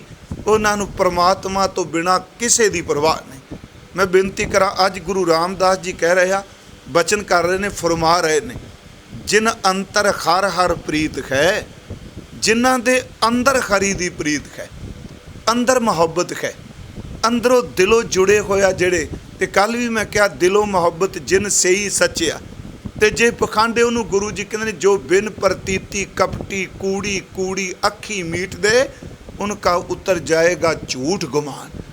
ਅੰਦਰ ਪ੍ਰੀਤ ਨਹੀਂ ਪਿਆਰਿਓ, ਅੰਦਰ ਵਾਲਾ ਪ੍ਰੀਤ ਜਿਹੜਾ ਉਹ ਵਿਖਾਵਾ ਨਹੀਂ ਕਰਦਾ, ਉਹਨੂੰ ਚੋਖਾ ਕਹਿਣ ਦੀ ਲੋੜ ਹੀ ਨਹੀਂ। ਕਿਉਂਕਿ ਜਿਹੜੀ ਅੰਦਰ ਦੀ ਪ੍ਰੀਤ ਹੈ, ਉਸ ਨੂੰ ਮਹਿਸੂਸ ਹੀ ਕੀਤਾ ਜਾ ਸਕਦਾ। ਉਂਝ ਭਾਈ ਗੁਰਦਾਸ ਸਾਹਿਬ ਨੇ ਇੱਕ ਬੜਾ ਪਿਆਰਾ ਬਚਨ ਕਿਹਾ ਹੈ। ਭਾਈ ਸਾਹਿਬ ਕਹਿੰਦੇ ਆ ਕਿ ਦੋ ਰੰਗਾਂ ਦਾ ਜ਼ਿਕਰ ਬਾਣੀ 'ਚ ਕੀਤਾ ਗਿਆ, ਇੱਕ ਕੁਸੰਬੇ ਦਾ, ਇੱਕ ਮਜੀਠ ਦਾ। ਜਿੱਥੇ ਕੁਸੰਬੇ ਦਾ ਰੰਗ ਦਾ ਜ਼ਿਕਰ ਕੀਤਾ, ਉਹਦਾ ਵਾਸ਼ਨਾ ਨਾਲ, ਵਕਾਰਾਂ ਨਾਲ, ਪਦਾਰਥਾਂ ਨਾਲ, ਨਾਸ਼ਮਨ ਵਸਤੂਆਂ ਨਾਲ। ਤੇ ਜਿੱਥੇ ਮਜੀਠ ਦਾ ਜ਼ਿਕਰ ਕੀਤਾ ਗਿਆ, ਉੱਥੇ ਪ੍ਰਭੂ ਦੇ ਨਾਮ ਨਾਲ, ਪਕਿਆਈ ਨਾਲ ਤੇ ਇਬਾਦਤ ਵਾਲਿਆਂ ਨਾਲ। ਮੈਂ ਫਿਰ ਬੇਨਤੀ ਕਰ ਰਿਹਾ, ਆਪਾਂ ਵਿਸ਼ੇ ਤੋਂ ਦੂਰ ਨਹੀਂ, ਅੰਤਰ ਹਰ ਹਰ ਪ੍ਰੀਤ ਹੈ। ਕੁਸੰਬੜਾ ਜਿਹੜਾ ਉਹ ਨਾਸ਼ਵੰਤਾ, ਵਿਖਾਵਾ, ਤੇ ਮਜੀਠ ਜਿਹੜਾ ਪੱਕਾ। ਇਸੇ ਕਰਕੇ ਗੁਰੂ ਜੀ ਨੇ ਬਾਣੀ 'ਚ ਕਿਹਾ, ਤੇਰਾ ਏਕੋ ਨਾਮ ਮਜੀਠੜਾ, ਰੱਤਾ ਮੇਰਾ ਚੋਲਾ ਸਦ ਰੰਗ ਢੋਲਾ। ਜਾਂ ਸਤਿਗੁਰੂ ਨੇ ਬਾਣੀ ਵਿੱਚ ਇਹ ਸ਼ਬਦ ਵਰਤੇ, ਜੈਸਾ ਰੰਗ ਕੁਸੰਬ ਕਾ ਤੈਸਾ ਇਹ ਸੰਸਾਰ, ਮੇਰੇ ਰਮਈਏ ਰੰਗ ਮਜੀਠ ਕਾ ਕਹਿ ਰਵਿਦਾਸ ਚਮਾਰ। ਮਜੀਠ ਨਾਮ ਸਿਮਰਨ ਇਬਾਦਤ ਦਾ ਪ੍ਰਤੀਕ ਹੈ, ਪਰ ਆਪ ਨੂੰ ਪਤਾ ਹੈ ਮਜੀਠ ਕਿਵੇਂ ਬਣਦਾ ਹੈ। ਥੋੜੀ ਬੇਨਤੀ ਹੈ, ਇੱਕ ਹੈ ਵਿਖਾਵਾ ਕਪਟ, ਇੱਕ ਹੈ ਅੰਦਰੋਂ ਅੰਦਰ ਪ੍ਰੀਤ ਕਰਨੀ, ਦਿਲੋਂ ਮੁਹੱਬਤ ਕਰਨੀ। ਮਜੀਠ ਜਿਹੜਾ ਹੈ ਉਹ ਜ਼ਮੀਨ ਦੇ ਵਿੱਚ ਉਹਦੀ ਤਕਰੀਬਨ ਗਜ਼ 1.5 ਗਜ਼ ਉਹਦੀ ਜੜ ਥੱਲੇ ਖੁੰਦੀ, ਉੱਤਰ ਉਹਦੇ ਵੇਲ ਵੀ ਖੁੰਦੀ। ਪਰ ਉਹਨੂੰ ਜਦੋਂ ਕੱਢਦੇ ਆ, ਭਾਈ ਸਾਹਿਬ ਨੇ ਲਿਖਿਆ, ਉਹ ਕਹਿੰਦੇ ਨੇ ਮਜੀਠ ਦੀਆਂ ਜੜ੍ਹਾਂ ਪੱਟੀਆਂ ਜਾਂਦੀਆਂ ਨੇ, ਉਹਨੂੰ ਔਖਲੀ ਮੋਹਲੇ ਵਿੱਚ ਕੁੱਟਿਆ ਜਾਂਦਾ ਹੈ, ਫਿਰ ਉਹਨੂੰ ਅੱਗ ਉੱਤੇ ਤਪਾਇਆ ਜਾਂਦਾ ਹੈ, ਫਿਰ ਉਹਦੇ ਵਿੱਚੋਂ ਜਿਹੜੀ ਪਕਿਆਈ ਨਿਕਲਦੀ ਉਹ ਰੰਗ ਕਦੀ ਉਤਰਦਾ ਨਹੀਂ। ਮਜੀਠ ਦਿਸਦਾ ਨਹੀਂ, ਮਜੀਠ ਜ਼ਮੀਨ ਤੋਂ ਥੱਲੇ ਜੜ੍ਹਾਂ ਵਿੱਚ ਪਕਿਆਈ ਕਰੀ ਬੈਠਾ, ਉਹਦੇ ਅੰਤਰ ਰੰਗ ਹੈ। ਤੇ ਕੁਸੰਬਾ ਜਿਹੜਾ ਬਾਹਰੋਂ ਫੁੱਲ ਕੱਢ ਕੱਢ ਕੇ ਦਿਖਾਉਂਦਾ ਹੈ। ਯਾਦ ਰੱਖਿਓ, ਜਿਹੜਾ ਜੜ ਵਿੱਚ ਲੈ ਕੇ ਤਾਕਤ ਬੈਠਾ ਹੈ, ਉਹਦੇ ਵਿੱਚੋਂ ਨਿਕਲਿਆ ਹੋਇਆ ਰੰਗ ਪਕਿਆਈ ਰੱਖਦਾ ਹੈ। ਤੇ ਜਿਹੜਾ ਕੁਸੰਬੇ ਦੀ ਤਰ੍ਹਾਂ ਚੁਲਬਲਾ ਬਣ ਕੇ ਵਿਖਾਈ ਜਾਂਦਾ ਹੈ, ਤੇ ਮਹਾਰਾਜ ਕਹਿੰਦੇ ਨੇ ਉਹਦਾ ਭੇਖ ਜਿਹੜਾ 4 ਦਿਨਾਂ ਦਾ ਹੈ। ਮਜੀਠ ਕੱਪੜਾ ਪਾਟ ਜਾਊਗਾ ਪਰ ਰੰਗ ਨਹੀਂ ਉਤਰੇਗਾ। ਕੁਸੰਬੇ ਦੇ ਰੰਗ ਤੇ 4 ਛੱਟਾਂ ਠੰਡੇ ਪਾਣੀ ਦੀਆਂ ਮਾਰੋ ਰੰਗ ਉਤਰ ਜਾਂਦਾ ਹੈ। ਜਿਹੜਾ ਕਪਟੀ ਹੈ ਉਹਦਾ ਵਿਖਾਵਾ 4 ਦਿਨ ਦੀ ਖੇਡ ਹੈ। ਜਿਹੜਾ ਮਜੀਠੜਾ ਪਿਆਰਿਓ, ਉਹਦੇ ਰੋਮ ਰੋਮ ਵਿੱਚ ਪਰਮਾਤਮਾ ਦੀ ਮੁਹੱਬਤ ਹੈ। ਭਾਈ ਸਾਹਿਬ ਨੇ ਲਿਖਿਆ, ਰੰਗ ਮਜੀਠ ਕੁਸੁੰਭ ਦਾ ਕੱਚਾ ਪੱਕਾ ਕਿਤ ਵਿਚਾਰੇ ਧਰਤੀ ਉਖਣ ਕੱਟੀਏ। ਉਹਦੇ ਵਿੱਚ ਉਹਨਾਂ ਸਾਰਾ ਜ਼ਿਕਰ ਕੀਤਾ ਕਿ ਉਹ ਜ਼ਮੀਨ ਵਿੱਚੋਂ ਪੱਟਿਆ ਜਾਂਦਾ ਹੈ, ਉਹਨੂੰ ਕੁੱਟਿਆ ਜਾਂਦਾ ਹੈ, ਪਰ ਜਿਹੜਾ ਕੁਸੁੰਭ ਹੈ ਐਸਾ ਨਹੀਂ। ਜਿਹੜੇ ਅੰਦਰੋਂ ਰੱਤੇ ਹੋਏ ਆ ਉਹਨਾਂ ਦੇ ਧੁਰ ਅੰਤਰ ਪ੍ਰੀਤ ਹੈ ਪਿਆਰਿਓ, ਅੰਦਰੋਂ ਭਿੱਜੇ ਹੋਏ। ਜਿਹੜੀ ਅੰਤਰ ਪ੍ਰੀਤ ਹੈ, ਜੇ ਅੰਦਰ ਕਪਟ ਹੈ ਤੇ ਪੂਰੇ ਇੰਦਰੇ ਕਪਟ 'ਚ ਪ੍ਰਵਿਰਤ ਨੇ। ਦਾਸ ਨੇ ਇੱਕ ਦਿਨ ਅਰਜ਼ ਕੀਤੀ ਸੀ, ਅੰਦਰ ਕਪਟ ਹੈ, ਅੱਖਾਂ ਫਰੇਬ ਤੋਂ ਬਿਨਾਂ ਬਾਚ ਨਹੀਂ ਸਕਦੀਆਂ, ਕੰਨ ਬਾਚ ਨਹੀਂ ਸਕਦੇ, ਜ਼ਬਾਨ ਨਹੀਂ ਬਾਚ ਸਕਦੀ। ਅੰਦਰ ਧੋਖਾ, ਹੱਥ ਬਾਜਣਗੇ ਜੀ। ਜਿਹਦੇ ਅੰਦਰ ਕਪਟ ਹੈ ਉਹਦਾ ਤਨ ਵੀ, ਮਨ ਵੀ, ਇੰਦਰੇ ਵੀ ਕਪਟ 'ਚ ਪ੍ਰਵਿਰਤ ਨੇ। ਜਿਹਦੇ ਅੰਦਰ ਪ੍ਰੀਤ ਹੈ ਪਿਆਰਿਓ, ਉਹਦਾ ਮਨ ਵੀ, ਉਹਦਾ ਤਨ ਵੀ, ਤੇ ਉਹਦੇ ਅੰਦਰ ਪ੍ਰੀਤ ਵਿੱਚ ਹਰ ਇੰਦਰਾ ਭਿੱਜਾ ਹੋਇਆ। ਜਿਹੜੀ ਅੰਤਰ ਪ੍ਰੀਤ ਹੈ, ਇੱਥੇ ਗੁਰੂ ਸਾਹਿਬ ਨੇ ਸ਼ਬਦ ਡੂੰਘਾ ਵਰਤਿਆ, ਜਿਨ ਅੰਤਰ ਹਰ ਹਰ ਪ੍ਰੀਤ ਹੈ। ਕੱਲੇ ਮੂੰਹ 'ਚ ਨਹੀਂ, ਅੰਤਰ, ਜਿਹਦੀਆਂ ਜੜ੍ਹਾਂ ਮਜੀਠ ਦੀ ਤਰ੍ਹਾਂ ਥੱਲੇ। ਮਹਾਰਾਜ ਸੱਚੇ ਪਾਤਸ਼ਾਹ ਜੀ ਦਾ ਇੱਕ ਬਚਨ ਹੈ ਅੰਤਰ ਪ੍ਰੀਤ ਬਾਰੇ। ਭਗਤ ਰਵਿਦਾਸ ਸਾਹਿਬ ਦਾ ਬਚਨ ਹੈ ਕਿ ਜਿਹਦੇ ਅੰਦਰ ਪ੍ਰੀਤ ਹੈ ਨਾ, ਚਿੱਤ ਸਿਮਰਨ ਕਰੋ, ਨੈਣ ਅਵਲੋਕਨੋ, ਸਰਵਣ ਬਾਣੀ ਸੋ ਜਸ ਪੂਰ ਰਾਖੋ, ਮਨ ਸੋ ਮਦਕਰ ਕਰੂੰ, ਚਰਨ ਹਿਰਦੈ ਧਰੋ, ਰਸਨ ਅੰਮ੍ਰਿਤ ਰਾਮ ਨਾਮ ਭਾਖੋਂ, ਮੇਰੀ ਪ੍ਰੀਤ ਗੋਬਿੰਦ ਸਿਓ ਜਿਨ ਘਟੈ, ਮੈਂ ਤੋਂ ਮੋਲ ਮਹਿੰਗੀ ਲਈ ਜੀ ਸਟੈ। ਆਹ ਹੈ ਅੰਤਰ ਪ੍ਰੀਤ। ਫਿਰ ਅਰਜ਼ ਕਰਾਂ, ਹੁਣ ਇਹਦੇ ਵਿੱਚ ਸਾਰੇ ਇੰਦਰੇ ਕਹਿ ਦਿੱਤੇ। ਕਹਿੰਦੇ ਨੇ ਮੇਰਾ ਚਿੱਤ ਵੀ ਸਿਮਰਨ ਕਰਦਾ ਪਿਆ, ਮੇਰੀਆਂ ਅੱਖਾਂ ਪਿਆਰੇ ਨੂੰ ਦੇਖਦੀਆਂ ਨੇ, ਮੇਰੇ ਕੰਨ ਉਹਦੇ ਸ਼ਬਦ ਸੁਣਦੇ ਨੇ, ਮੇਰੀ ਜ਼ਬਾਨ ਜਿਹੜੀ ਉਹਨੂੰ ਬੋਲ ਰਹੀ ਹੈ, ਮੇਰਾ ਮਨ ਭਵਰਾ ਬਣ ਕੇ ਉਹਦੇ ਨਾਮ ਦੀ ਸੁਗੰਧੀ ਰਸ ਨੂੰ ਮਾਣਦਾ ਹੈ। ਤੇ ਪ੍ਰਮਾਤਮਾ ਮਤਾ ਮੇਰੇ ਅੰਦਰੋਂ ਕਿਤੇ ਪ੍ਰੀਤ ਘਟ ਨਾ ਜਾਏ। ਕਿਉਂ ਜੀ? ਕਹਿੰਦੇ ਆ ਇਸ ਕਰਕੇ ਇਹ ਪ੍ਰੀਤ ਗੱਲਾਂ ਨਾਲ ਨਹੀਂ, ਇਹ ਰਾਗੀ ਨਾਦੀ ਬੇਦੀ ਨਹੀਂ, ਇਹ ਜਿੰਦ ਦੇ ਕੇ ਪ੍ਰੀਤ ਖਰੀਦੀ ਹੈ। ਪ੍ਰਮਾਤਮਾ ਵੇਖੀ ਮੇਰੀ ਜਿੰਦ ਦੀ ਕੀਮਤ ਜਿਹੜੀ ਹੈ ਉਹ ਅਜਾਈ ਨਾ ਚਲੀ ਜਾਏ। ਚਿੱਤ ਸਿਮਰਨ ਕਰੋ, ਚਿੱਤ ਕਰਕੇ ਸਿਮਰਨ ਕਰਨਾ। ਨੈਣ ਅਵਲੋਕਨੋਂ, ਮੈਂ ਅੱਖਾਂ ਨਾਲ ਦਰਸ਼ਨ ਕਰਨਾ। ਸਰਵਣ ਬਾਣੀ ਸੋ ਜਸ ਪੂਰ ਰਾਖੂੰ, ਕੰਨਾਂ ਵਿੱਚ ਤੇਰੀ ਸੋਹਣੇ ਜਸ ਵਾਲੀ ਬਾਣੀ ਨੂੰ ਭਰਿਆ। ਇਹ ਅੰਤਰ ਪ੍ਰੀਤ ਹੈ। ਕਹਿ ਕੇ ਮੈਂ ਵੀ ਅਰਥ ਖਿੰਚ ਕਹਿ ਸਕਣਾ, ਜਿਨ ਅੰਤਰ ਹਰ ਪ੍ਰੀਤ ਹੈ। ਜਿਹਦੇ ਅੰਦਰ ਹੈ ਉਹ ਬਾਹਰ ਪ੍ਰਗਟ ਹੋਵੇਗੀ, ਧੁਰ ਅੰਦਰ ਹੋਵੇ।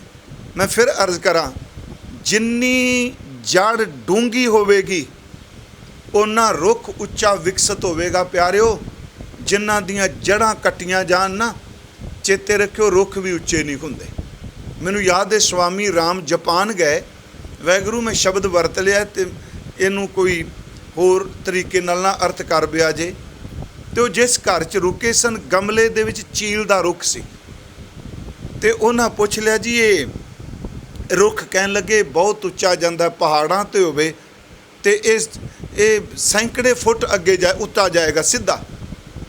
ਕਹਿਣ ਲੱਗੇ ਇਹ ਗਮਲੇ 'ਚ ਕਿੰਨੇ ਚਿਰ ਦਾ? ਉਹਨਾਂ ਦੱਸਿਆ ਵੀ ਖਰੇ ਕੋਈ ਸਾਲਾਂ ਦਾ। ਕਹਿੰਦੇ ਨੇ ਜੇ ਇਹ ਬਾਹਰ ਹੁੰਦਾ, ਤੇ ਕਹਿੰਦੇ ਜੇ ਬਾਹਰ ਹੁੰਦਾ ਤੇ ਬਹੁਤ ਉੱਚਾ ਜਾਣਾ ਸੀ ਜੀ, ਇੱਥੇ ਕਿਉਂ ਨਹੀਂ ਵਧਿਆ? ਕਹਿਣ ਲੱਗੇ ਮੈਂ ਗਮਲੇ ਦੇ ਥੱਲਿਓਂ ਇਹਦੀਆਂ ਜੜ੍ਹਾਂ ਕੱਟ ਦੇਣਾ ਵਾਂ।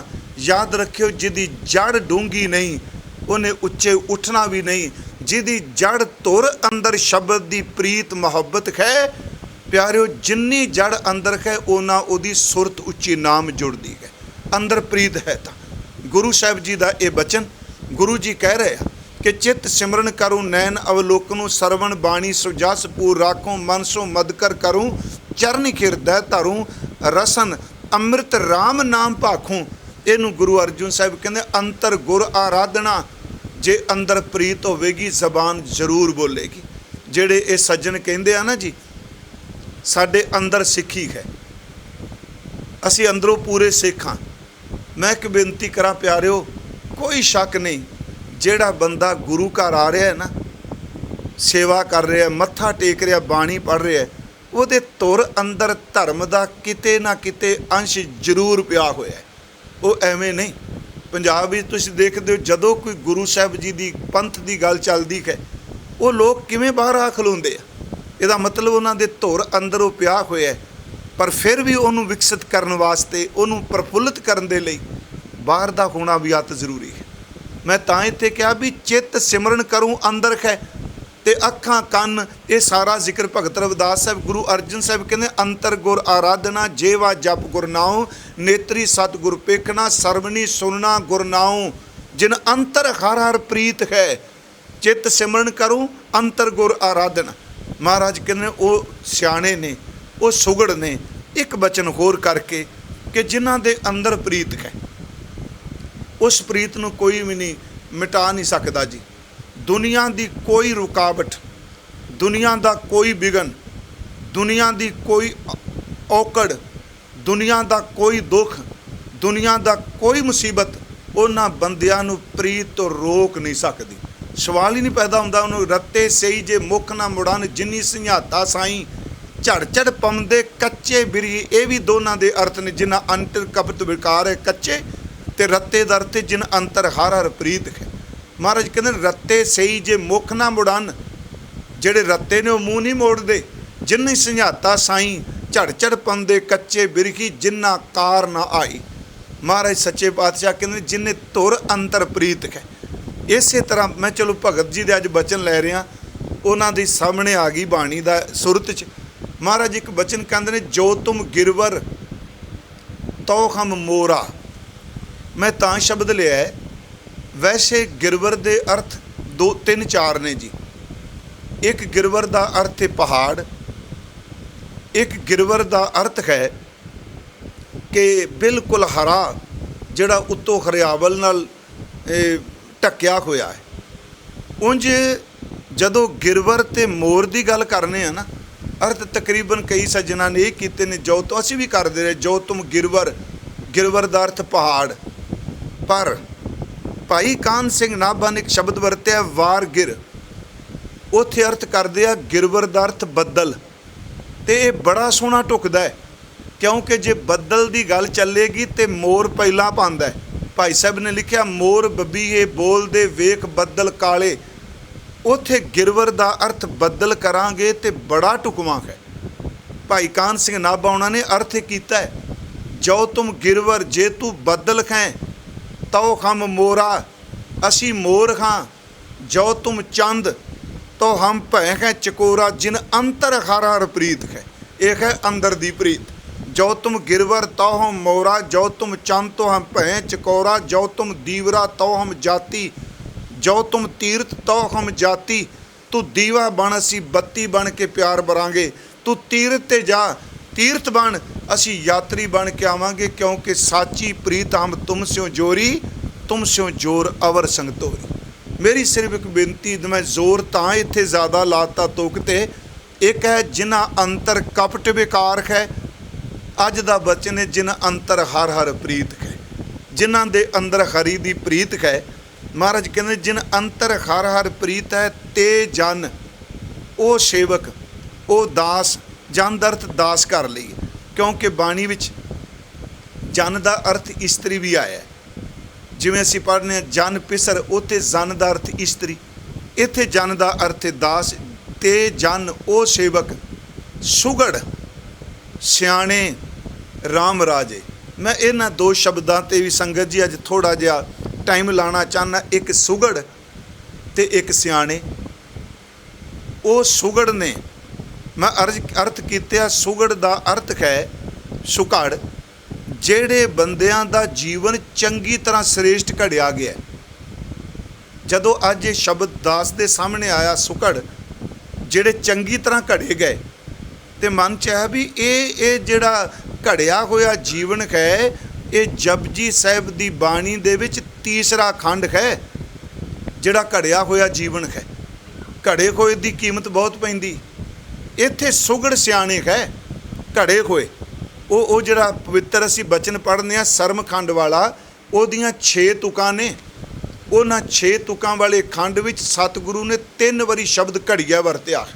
ਇਸ ਕਰਕੇ ਬੇਨਤੀ ਕਰ ਰਹੇ ਹਾਂ, ਸੁਗੜ ਸ਼ਬਦ ਐਵੇਂ ਨਾ ਕਹਿ ਦਈਏ। ਜਿਹੜੇ ਘੜੇ ਹੋਏ ਨੇ ਕਿਹੜੇ, ਜਿਵੇਂ ਗਿਆਨ ਖੰਡ ਮੈਂ ਗਿਆਨ ਪ੍ਰਚੰਡ, ਤਿੱਥੈ ਨਾਦ ਵਿਨੋਦ ਕੋਡ ਆਨੰਦ, ਸਰਮਖੰਡ ਕੀ ਬਾਣੀ ਰੂਪ, ਤਿੱਥੈ ਘਾੜਤ ਘੜੀਐ ਬਹੁਤ ਅਨੂਪ, ਤਾਂ ਕੀਆਂ ਗੱਲਾਂ ਕਥੀਆਂ ਨਾ ਜਾਹੇ, ਜੇ ਕੋ ਕਹਿ ਪਿੱਛੇ ਪਛਤਾਏ, ਤਿੱਥੈ ਘੜੀਐ ਸੁਰਤ ਮਤ ਮਨ ਬੁੱਧ, ਤਿੱਥੈ ਘੜੀਐ ਸੁਰਾਂ ਸਿੱਧਾਂ ਕੀ ਸੁਧ। ਮੈਂ ਅਰਜ਼ ਕੀਤੀ 3 ਵਾਰੀ ਸ਼ਬਦ ਘੜੀਆ ਆਇਆ ਉੱਥੇ। ਸਰਮਖੰਡ 'ਚ 6 ਤੁਕਾਂ ਨੇ ਤੇ 3 ਵਾਰੀ ਸ਼ਬਦ ਆਇਆ ਘੜੀ ਹੈ। ਘੜੇ ਖੋਏ ਦੀ ਕੀਮਤ ਹੈ, ਮਟੀਰੀਅਲ ਤਾਂ ਬਹੁਤ ਪਿਆ ਹੈ, ਘੜਿਆਂ ਦੀ ਕੀਮਤ ਪੈ ਜਾਂਦੀ ਜਿਹੜੇ ਚੰਗੀ ਤਰ੍ਹਾਂ ਘੜੇ ਜਾਣ। ਦਾਸ ਨੇ ਇੱਕ ਵਾਰ ਅਰਜ਼ ਕੀਤੀ ਸੀ, ਅਸੀਂ ਗੱਡੀਆਂ, ਕਾਰਾਂ, ਮੋਟਰਸਾਈਕਲਾਂ, ਅੱਜ ਕੱਲ੍ਹ ਇਹ ਸਭ ਕੁਝ ਮਸ਼ੀਨਾਂ ਵਰਤ ਰਹੇ ਹਾਂ, ਮਸ਼ੀਨਰੀ। ਇੱਕ ਮੰਨ ਲਓ ਤਾਂਬੇ ਦਾ ਨਿੱਕਾ ਜਿਹਾ ਪੁਰਜਾ ਹੈ ਅਤੇ ਵੇਟ ਉਹਦਾ 100 ਗ੍ਰਾਮ ਜਾਂ 200 ਗ੍ਰਾਮ ਕਹਿ ਲਓ, 500 ਗ੍ਰਾਮ ਕਹਿ ਲਓ। ਅਤੇ ਜਦੋਂ ਅਸੀਂ ਸਪੇਅਰ ਪਾਰਟ ਦੀ ਦੁਕਾਨ 'ਤੇ ਜਾਂਦੇ ਹਾਂ ਅਤੇ ਉਹਨੂੰ ਕੀ ਸਾਨੂੰ ਇਹ ਪੁਰਜ਼ਾ ਚਾਹੀਦਾ ਹੈ ਜਾਂ ਇਹ ਉਹ ਹਿੱਸਾ ਚਾਹੀਦਾ ਹੈ, ਅਤੇ ਉਹ ਕਈ ਵਾਰੀ ਜਦੋਂ ਕੱਢ ਕੇ ਦਿੰਦਾ ਉਹ ਕਹਿੰਦਾ ਜੀ ਇਹਦਾ 10,000 ਰੁਪਈਆ, ਇਹ 25,000 ਦਾ ਹੈ, ਸਮਝਣ ਲਈ। ਅਤੇ ਜੇ ਬੰਦਾ ਇਹ ਬਹਿਸ ਕਰ ਲੱਗ ਪਿਆ ਹੈ ਤਾਂ ਇਹ ਪਿੱਤਲ, ਅਤੇ ਇਹ 250 ਗ੍ਰਾਮ ਤੂੰ 25,000 ਦਾ ਲਾਈ ਪੈਣਾ, ਬਾਹਰ 25,000 ਦਾ ਪਿੱਤਲ ਜਿੰਨਾ ਮਰਜ਼ੀ ਖਰੀਦ ਲਓ, ਹੈ ਤਾਂ ਮੈਟਲ ਇੱਕੋ ਜੀ। ਅੱਗੋਂ ਉੱਤਰ ਦਿੰਦਾ, ਸਰਦਾਰ ਜੀ ਇਹ ਘੜਿਆ ਹੋਇਆ ਹੈ, ਇਹ ਘੜੇ ਖੋਏ ਵਿੱਚੋਂ ਮਸ਼ੀਨ ਚੱਲਣੀ ਹੈ। ਯਾਦ ਰੱਖਿਓ, ਜਿਵੇਂ ਘੜੇ ਖੋਏ ਧਾਤ ਦੇ ਪੁਰਜਿਆਂ ਦੀ ਕੀਮਤ ਹੁੰਦੀ ਹੈ, ਜਿਨ੍ਹਾਂ ਦੇ ਅੰਦਰ ਘੜੇ ਜਾਂ ਰੱਬ ਦੇ ਘਰ ਵਿੱਚ ਵੀ ਉਹਨਾਂ ਦੀ ਕੀਮਤ ਹੁੰਦੀ ਹੈ। ਪੱਥਰ ਹੈ, ਮਾਰਬਲ ਮੰਨ ਲਓ, ਕੋਈ ਬਹੁਤ ਵੱਡਾ ਮਾਰਬਲ ਪੱਥਰ ਦਾ ਇੱਕ ਟੁਕੜਾ ਕੋਈ 1,00,000 2 ਲੱਖ ਦਾ ਲੈ ਹੁੰਦਾ ਹੈ। ਹੁਣ ਚੰਗਾ ਮੂਰਤੀਕਾਰ ਉਸ ਪੱਥਰ ਨੂੰ ਘੜਦਾ ਹੈ, ਉਸ ਵਿੱਚੋਂ ਮੂਰਤਾਂ ਕੱਢ ਦਿੰਦਾ ਹੈ। ਮੰਨ ਲਓ ਕੋਈ ਚੰਗੀ ਮੂਰਤ ਘੜ ਦਿੰਦਾ ਅਤੇ ਉਹਨੂੰ ਪੁੱਛੋ, ਕਹੇਗਾ ਇਹਦੀ ਕੀਮਤ 20 ਲੱਖ। ਅਗਲਾ ਕਹੇ ਜੀ 5 ਲੱਖ ਦਾ ਪੱਥਰ ਅਤੇ ਇਹਦੀ ਕੀਮਤ 20 ਲੱਖ। ਅੱਗੋਂ ਉੱਤਰ ਦੇਗਾ, ਪਿਆਰਿਆ ਇਹ ਘੜਿਆ ਹੋਇਆ, ਘੜੇ ਹੋਏ ਦੀ ਕੀਮਤ ਪੈਂਦੀ ਹੈ। ਲੱਕੜਾਂ ਤਾਂ ਲੋਕ ਬਾਲਣ ਵੀ ਬਾਲਦੇ ਆ, ਲੱਕੜ ਘਲੀ ਜਾਏ ਅਤੇ ਲੱਕੜ ਦੇ ਸਮਾਨ ਦੀ ਕੀਮਤ ਪੈਂਦੀ ਹੈ। ਮਿੱਟੀ ਘੜੀ ਜਾਏ, ਮਿੱਟੀ ਦੇ ਸਮਾਨ ਦੀ ਕੀਮਤ ਪੈਂਦੀ ਹੈ। ਸੋਨਾ ਘੜਿਆ ਜਾਏ, ਤਾਂਬਾ ਘੜਿਆ ਜਾਏ, ਮੈਂ ਬੇਨਤੀ ਕਰਾਂ ਲੋਹਾ ਘੜਿਆ ਜਾਏ, ਉਹਦੀ ਕੀਮਤ ਪੈਂਦੀ ਹੈ। ਜਿਹਦੇ ਬੰਦੇ ਦਾ ਅੰਦਰੋਂ ਜੀਵਨ ਘੜਿਆ ਜਾਏ, ਉਹਦੀ ਕੀਮਤ ਹੀ ਕੋਈ ਨਹੀਂ ਪਾ ਸਕਦਾ। ਮਹਾਰਾਜ ਨੇ ਸਰਮਖੰਡ 'ਚ ਇਹ ਸੁਗੜ ਸਰਮਖੰਡ ਹੈ ਜਿਹੜੇ ਘੜੇ ਖੋਏ ਨੇ। ਅਰਥ ਮੈਂ ਸਿੱਧੇ ਕਰਕੇ ਜਾ ਸਕਦਾ ਸਾਂ ਸੁਗੜ, ਪਰ ਮੇਰੀ ਬੇਨਤੀ ਹੈ ਕਿ ਗਿਆਨ ਖੰਡ ਮੈਂ ਗਿਆਨ ਪ੍ਰਚੰਡ ਤਿੱਥੈ ਨਾਦ ਵਿਨੋਦ ਕੋਡ ਆਨੰਦ। ਇੱਥੇ ਗਿਆਨ ਖੰਡ ਦਾ ਅਰਥ ਇਕੱਲੀ ਨੌਲੇਜ ਨਹੀਂ। ਮਹਾਰਾਜ ਕਹਿੰਦੇ ਨੇ ਗਿਆਨ ਖੰਡ ਦੇ ਵਿੱਚ ਗਿਆਨ ਪ੍ਰਚੰਡ ਹੈ, ਚਮਕਦਾ ਪਿਆ ਹੈ। ਤਿੱਥੈ ਨਾਦ ਵਿਨੋਦ ਕੋਡ ਆਨੰਦ। ਵਾਹਿਗੁਰੂ ਏਡੇ ਉੱਚੇ ਬਚਨ। ਉਸ ਗਿਆਨ ਖੰਡ ਵਿੱਚ ਕੇਵਲ ਦਿਮਾਗੀ ਗਿਆਨ ਨਹੀਂ, ਨੌਲੇਜ ਨਹੀਂ, ਉੱਥੇ ਨਾਦ ਸੁਣਾਈ ਦਿੰਦਾ ਹੈ, ਉੱਥੇ ਕੋਡ ਕੌਤਕ ਵਰਦੇ ਪਏ ਆ, ਉੱਥੇ ਆਤਮਿਕ ਆਨੰਦ ਹੈ, ਉੱਥੇ ਅਨੇਕਾਂ ਤਰ੍ਹਾਂ ਦੇ ਚੋਜ ਨੇ। ਉਹ ਨੌਲੇਜ ਵਾਲਾ ਗਿਆਨ ਨਹੀਂ, ਕੇਵਲ ਇਹ ਬੁੱਧ ਗਿਆਨ ਨਹੀਂ। ਮਹਾਰਾਜ ਕਹਿੰਦੇ ਨੇ ਗਿਆਨ ਖੰਡ ਮੈਂ ਗਿਆਨ ਪ੍ਰਚੰਡ ਤਿੱਥੈ ਨਾਦ ਵਿਨੋਦ ਕੋਡ ਆਨੰਦ। ਅੱਗੇ ਹੈ ਸਰਮ ਖੰਡ ਕੀ ਬਾਣੀ ਰੂਪ। ਇਹ 'ਚ ਕੋਈ ਸ਼ੱਕ ਨਹੀਂ, ਸਰਮ ਲਫ਼ਜ਼ ਦੇ ਅਰਥ ਅਨੇਕਾਂ ਨੇ। ਥਕੇਵਾਂ, ਅਕਾਵਟ, ਮਿਹਨਤ, ਲੱਜਿਆ, ਸੁੰਦਰਤਾ। ਪਰ ਇਸ ਅਰਥ 'ਚ ਕੋਈ ਦਾਅਵਾ ਨਹੀਂ ਕਰ ਸਕੇਗਾ। ਮੈਂ ਤਾਂ ਕਹਿ ਰਿਹਾ ਕਿਉਂਕਿ 5 ਖੰਡਾਂ ਵਿੱਚ ਗੁਰੂ ਵਾਰ-ਵਾਰ ਇੱਕੋ ਗੱਲ ਕਹਿੰਦਾ, ਮੈਂ ਖੰਡ ਬਾਰੇ ਤੈਨੂੰ ਦੱਸ ਚੱਲਿਆ ਪਰ ਇਹਦਾ ਅੰਤ ਕੋਈ ਨਹੀਂ। ਭਾਵੇਂ ਮੈਨੂੰ ਪਤਾ ਹੈ ਸਾਡੇ ਪ੍ਰੋਫੈਸਰ ਸਾਹਿਬਾਨਾਂ ਨੇ ਖੰਡਾਂ ਉੱਤੇ PhD ਵੀ ਕੀਤੀ ਹੋਈ ਹੈ, ਪਰ ਫਿਰ ਵੀ ਇਹਨੂੰ ਕੋਈ ਬਿਆਨ ਥੋੜ੍ਹਾ ਕਰ ਸਕਦਾ ਹੈ ਜੀ। ਇੱਥੇ ਗੁਰੂ ਜੀ ਕਹਿੰਦੇ ਨੇ ਸਰਮਖੰਡ ਉਹ ਵੇ ਜਿਹਦੀ ਬਨਾਵਟ ਬਹੁਤ ਸੁੰਦਰ ਹੈ। ਬਾਣੀ ਦਾ ਅਰਥ ਬਨਾਵਟ, ਕਮਾਲ ਦੀ ਸ਼ਖਸੀਅਤ ਘੜੀ ਜਾਂਦੀ। ਸਰਮਖੰਡ ਕੀ ਬਾਣੀ ਰੂਪ ਤਿੱਥੈ ਘਾੜਤ ਘੜੀਐ। ਬਹੁਤ ਨੂੰ ਪਿਆਰਿਓ, ਉੱਥੇ ਉਪਮਾ ਤੋਂ ਰਹਿਤ ਘਾੜਤ ਹੈ ਜਿਹਨੂੰ ਸੁਗੜ ਕਿਹਾ ਗੁਰੂ ਰਾਮਦਾਸ ਜੀ ਨੇ। ਅਤੇ ਜੇ ਉਹਨੂੰ ਕੋਈ ਬਿਆਨ ਕਰਨ ਦਾ ਯਤਨ ਕਰੇ, ਬਿਆਨ ਨਹੀਂ ਕਰ ਸਕਦਾ। ਸਰਮਖੰਡ ਕੀ ਬਾਣੀ ਰੂਪ ਤਿੱਥੈ ਘਾੜਤ ਘੜੀਆਂ ਬਹੁਤ ਅਨੂਪ, ਤਾਕੀਆਂ ਗੱਲਾਂ ਕਥੀਆਂ ਨਾ ਜਾਹੇ। ਜੇ ਕੋ ਕਹਿ ਪਿੱਛੇ ਪਛਤਾਏ। ਕੀ ਘੜਿਆ? ਤਿੱਥੈ ਘੜੀਐ ਸੁਰਤ ਮਤ ਮਨ ਬੁੱਧ। ਆਹ ਹੈ ਸੁਗੜ। ਇਹਦੇ ਅਰਥ ਕਰੀਏ ਆਪਾਂ, ਸੁਗੜ ਕੌਣ ਹੈ? ਗੱਲਾਂ ਵਾਲਾ ਸੁਗੜ ਨਹੀਂ, ਜਿਹੜਾ ਘੜਿਆ ਗਿਆ ਚੰਗੀ ਤਰ੍ਹਾਂ, ਹੱਛੀ ਤਰ੍ਹਾਂ ਘਾੜਤ ਘੜੀ ਗਈ। ਕੀ ਘੜੀ ਗਈ? ਇਹ ਅੰਤःਕਰਨ ਹੈ। ਮੈਂ ਉਸ ਦਿਨ ਕਿਹਾ ਸੀ, ਇੱਕ ਵਾਰੀ ਸ਼ਲੋਕਾਂ ਦੀ ਕਥਾ ਕਰਦੇ ਹਾਂ। वेदांत वाला अंतःकरण कह मन बुद्ध चित्त हंकार। शांख शास्त्र भी 3 कह। इत्थे भाई कान सिंह हुणां जदों अर्थ कीते वो कहंदे ने सुरत मत मन बुद्ध। सुरत दा अर्थ चित्त, मत दा अर्थ ममतव हंकार, अगे मत ते अगे आ गया सुरत मत मन बुद्ध। मन संकल्प विकल्प पैदा करता है, बुद्धि निश्चा करती है, तो चित्त जिहड़ा वो जमा करके रखदा ख्यालों नूं चितवनी। तो मैं अर्ज करांगा हंकार जिहड़ा है वो संसार विच रिश्ता बनांदा है। प्यारो ये अर्थ हो गए कि उन्हां दा अंतःकरण बिल्कुल घड़िया गया। तिथे घड़िया सुरत मत मन बुद्ध, तिथे घड़िया सुरां सिद्धां की सुध। प्यारिओ उन्हां दी वो अवस्था है जेड़े देवतियां दी सिद्धां दी। महाराज कहते ने सरमखंड इन्नी उच्ची सुरत घड़ी जाती है। इन्हां नूं सतगुरु ने सुगड़ किया है। जिन अंतर हर हर प्रीत है ते जन सुगड़। ये 18वीं पौड़ी भी टुकेगी सुगड़ ते कि तिथे घड़ी है शब्द सच्ची टकसाल।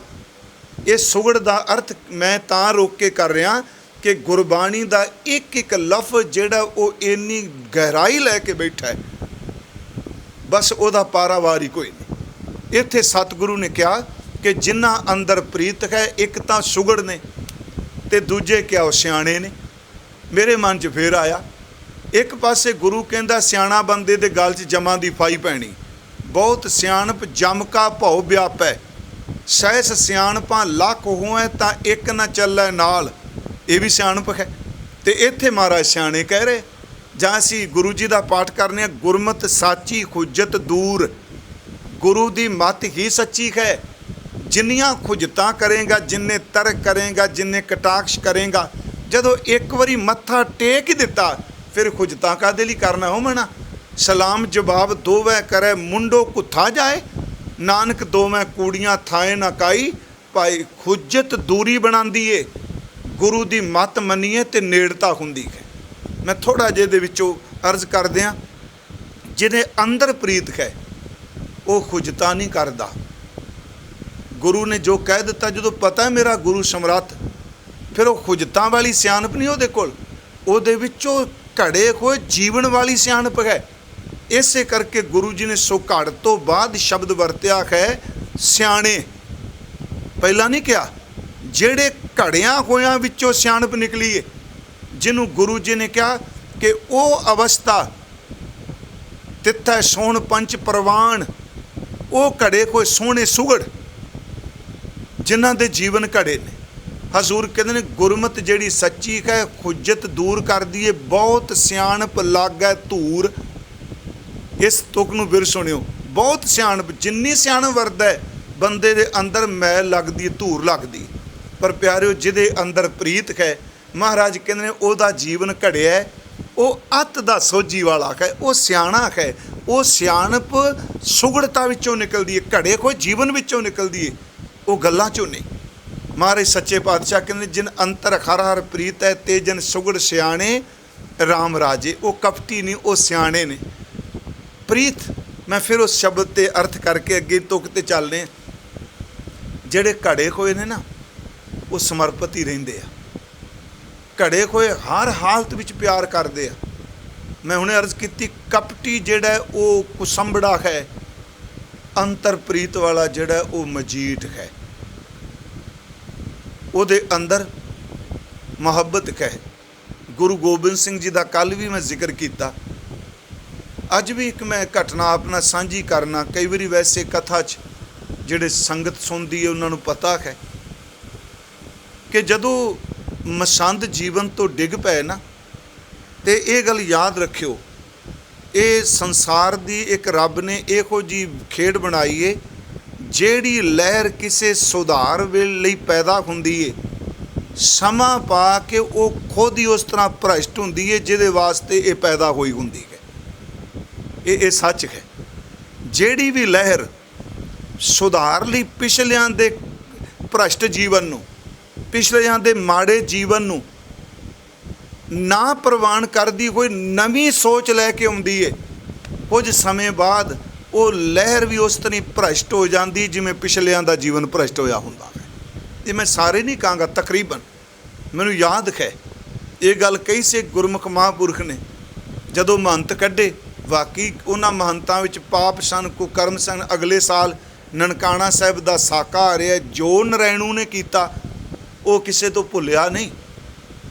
पर ये जिहड़ी लहर उठी ਇਹ ਸੁਧਾਰ ਕਰਨਾ ਹੈ, ਸੱਚੀ ਮੁੱਚੀ ਸੁਧਾਰ ਹੋਇਆ। ਪਰ ਸਮਾਂ ਪਾ ਕੇ, ਵਕਤ ਪਾ ਕੇ ਜਿਹੜੇ ਭ੍ਰਸ਼ਟ ਲੋਕਾਂ ਨੂੰ ਕੱਢਣ ਵਾਸਤੇ ਮੂਵਮੈਂਟ ਬਣੀ, ਉਹ ਖੁਦ ਮੂਵਮੈਂਟ ਵੀ ਫਿਰ ਭ੍ਰਸ਼ਟ ਹੋਣੀ ਸ਼ੁਰੂ ਹੋ ਜਾਂਦੀ ਹੈ। ਫਿਰ ਰੱਬ ਕੀ ਕਰਦਾ, ਨਵੇਂ ਵਰਤਾਰੇ ਵਰਤਾਉਣ ਲੱਗ ਪੈਂਦਾ। ਮੈਂ ਇਸ ਕਰਕੇ ਇੱਕ ਬੇਨਤੀ ਕਰਾਂਗਾ, ਤੇ ਹਰ ਬੰਦਾ ਮਾੜਾ ਨਹੀਂ ਹੁੰਦਾ, ਸਭ ਨੂੰ ਇੱਕ ਰਸੇ ਮਤ ਬਣੀਏ। ਮੈਂ ਜਿਹੜੀ ਅੱਜ ਗੱਲ ਕਰਨ ਲੱਗਾ, ਅੰਤਰਪ੍ਰੀਤ ਹੈ ਉਹ ਸਿਆਣਾ ਕਿ ਉਹ ਸੁਗੜਕ ਹੈ। ਸਾਰੇ ਮਸੰਦ ਸਿਸਟਮ ਨੂੰ ਖਤਮ ਕੀਤਾ ਗੁਰੂ ਕਲਗੀਧਰ ਜੀ ਨੇ।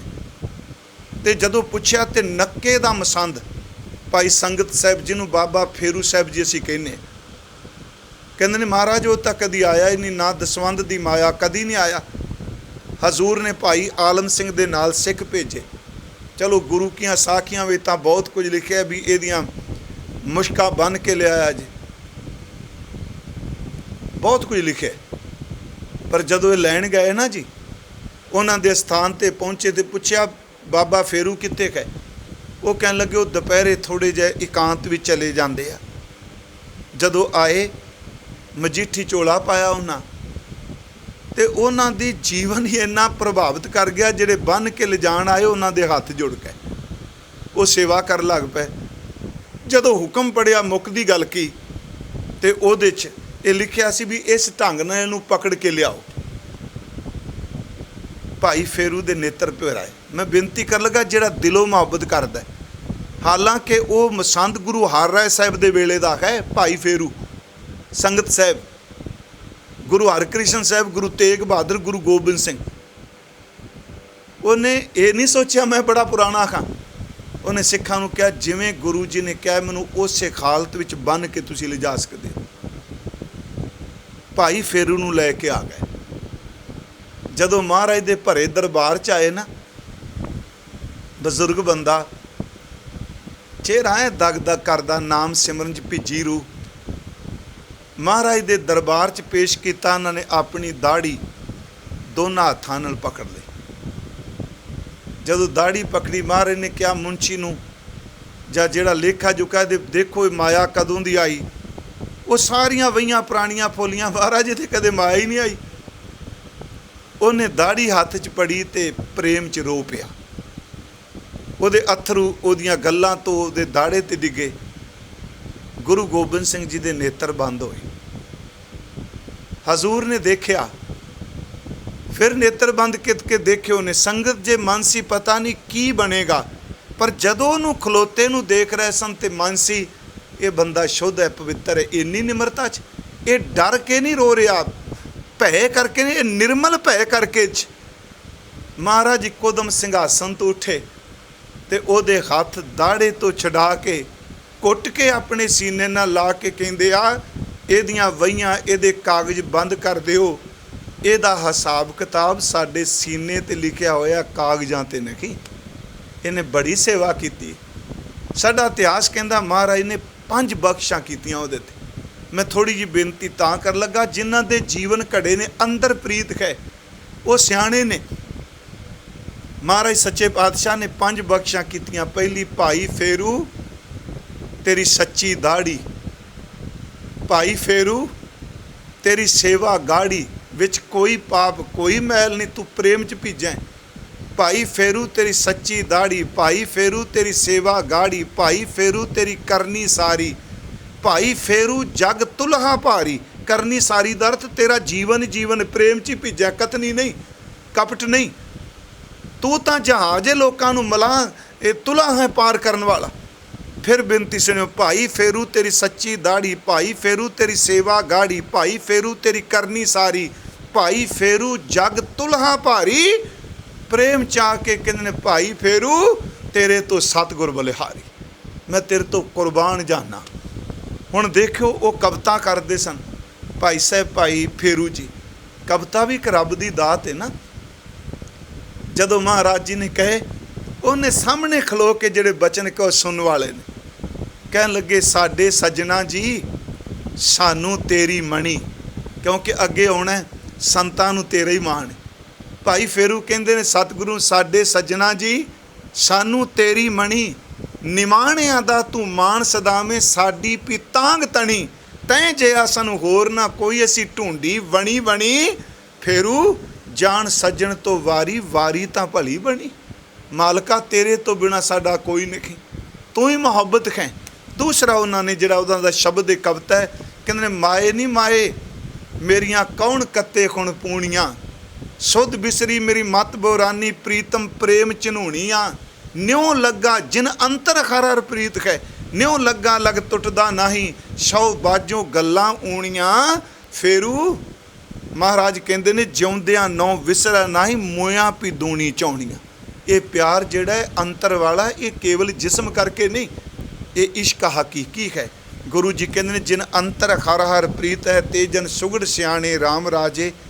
जे बाहरों भुल चुक बोल दे, सिमरन भज्या होया बंदा जे गलत भी बोल जाए बाहरों, वो जान बुझ के नहीं बोल रहा, बाहरों भुल चुक मान लो कोई शब्द तो चंगा नहीं निकलिया, तो जिमें अजकल गल का पीण पा के बह जाते हैं, महाराज नहीं पीण पाते इस तरह। पीण लफ्ज भी मेरा ख्याल नहीं पता लगना भी पीण किनू कहते, गिला पीण सुक्का पीण दाने पीण लग्या जो हुंदा सी, जेड़े दाने पीए जाते सकाए उन्होंने पीण कहते सन। महाराज कहते गिला पैण पीण जिहड़ा आटा ही नहीं निकलता, एवें पुड़ना लगा रहिंदा।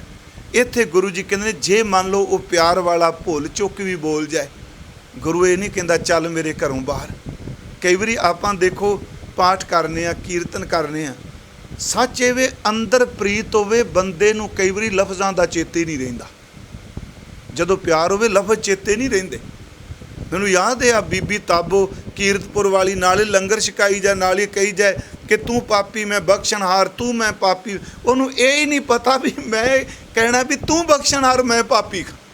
नहीं प्यारिओ, प्रेम च भिज्जा होया अंदर कई बारी लफ्ज़ां नूं भुल जांदा है बोलना, क्योंकि वह अंदर संबंध इन्ना को बन जाता है। महाराज कहते जे बाहरों भुल चुक बोलते भी खरे हर भाने, वो तां भी खरे ने। हरी नूं पा गए हर संतां नूं होर थां नाहे, इहो जिहा प्यार करन वालियां दी होर कोई थां नहीं।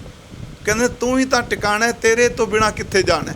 हर संतां नूं होर थां नहीं, कोई होर थां नहीं। हर मान निमाणे, उन्हां माणिया निमाणिया दा मान ही केवल प्रभु है। संत जनां दा होर किहड़ी थां। तां ही तो कहंदे ने किसी ही कोई कोए मंझ निमाणी एक तू, किसे दा कोई मेरे गरीब दा ते तू ही है ना। ऐसी लाल तुझ बिन कौन करे, संतां नूं होर थां नाही। ऐसी लाल तुझ बिन कौन करे, गरीब निवाज गुसाइयां मेरा माथा छतर धरै, तेरे तो बिना साडा कौन है। हर जियो निमाणिया तू मान, हर संतां नूं होर थां नाही। उन्हां दा कोई मान नहीं, कोई सन्मान नहीं, उन्हां दा मान सन्मान केवल परमात्मा है। होर संतां नूं महाराज कहंदे ने हर संतां नूं होर थां नाही, कोई होर थां नाही नहीं है। हर मान निवाणे, महाराज कहंदे ने जन नानक नाम दीवान है। दास नानक धन गुरु रामदास कहंदे ने फरियाद दीवान जिहड़े ने फरियाद पहुँचाते अगे। हाकम अगे मर्ज की दीवान दा अर्थ सभा, दीवान दा अर्थ कचहरी, दीवान दा अर्थ ये भी है जिहड़ा फरियाद अगे पहुँचाए दीवान। कहंदे ने वाहिगुरू साडा दीवान तां नाम ही है, साडी फरियाद तां नाम तक ही है। तेरा नाम प्रेम च भिज के जपांगे, बस इस नाम ने अगे पहुँचा देनी गल। महाराज कहंदे जन नानक नाम दीवान है। हर ताण सताणे, उन्हां नूं खरी दा ताण है, तो ये ताण झूठा नहीं, सताणे ताण सहित ये बल सहित है। इहो जिहे ताण वाले फिर कहिंदे आ कि घर बाहर तेरा परभाषा, तू जन कह है संग, कर कृपा प्रीतम प्रभ अपने, नाम जपूं हर रंग। प्रभ को जन को प्रभ अपने का तान, जन को प्रभ अपने का तान, जो तू करें करावें स्वामी सा मसलत परवान। जिस दा साहिब डाढ़ा होए हर तान सताणे। महाराज अखीर ते अज बचन कर रहे आ कि परमात्मा जिस दा साहिब डाढ़ा होए, तिसनूं मार ना सकै कोई, साहिब की सेवक रह शरनाई, आपे बख्शे दे वडियाई, तिसते ऊपर नाही कोई हर तान सताणे। वो ताकत वाला, तिसते ऊपर नाही कोई कौन डरे, डर किसका होए। इस पदे विच सतगुरु ने अंतरप्रीत दी गल, सियाणे दी गल, घड़े होए जीवन दी गल, निमाणियां नूं मान देण वाले दी गल, ਸੱਚ ਇਹ ਵੇ ਕਿ ਤਾਣਿਆਂ ਦਾ ਸਤਾਨ ਬਣ ਦੀ ਗੱਲ ਹਜ਼ੂਰ ਸੱਚੇ ਪਾਤਸ਼ਾਹ ਜੀ ਨੇ ਕੀਤੀ ਹੈ। ਇੰਨੀਆਂ ਕੁ ਬੇਨਤੀਆਂ ਸਵੀਕਾਰ ਕਰਿਓ। ਕੱਲ੍ਹ ਨੂੰ ਇਸ ਤੋਂ ਅਗਲੇਰਾ ਬਚਨ। ਆਪ ਸੰਗਤ ਦਾ ਬਹੁਤ ਧੰਨਵਾਦ।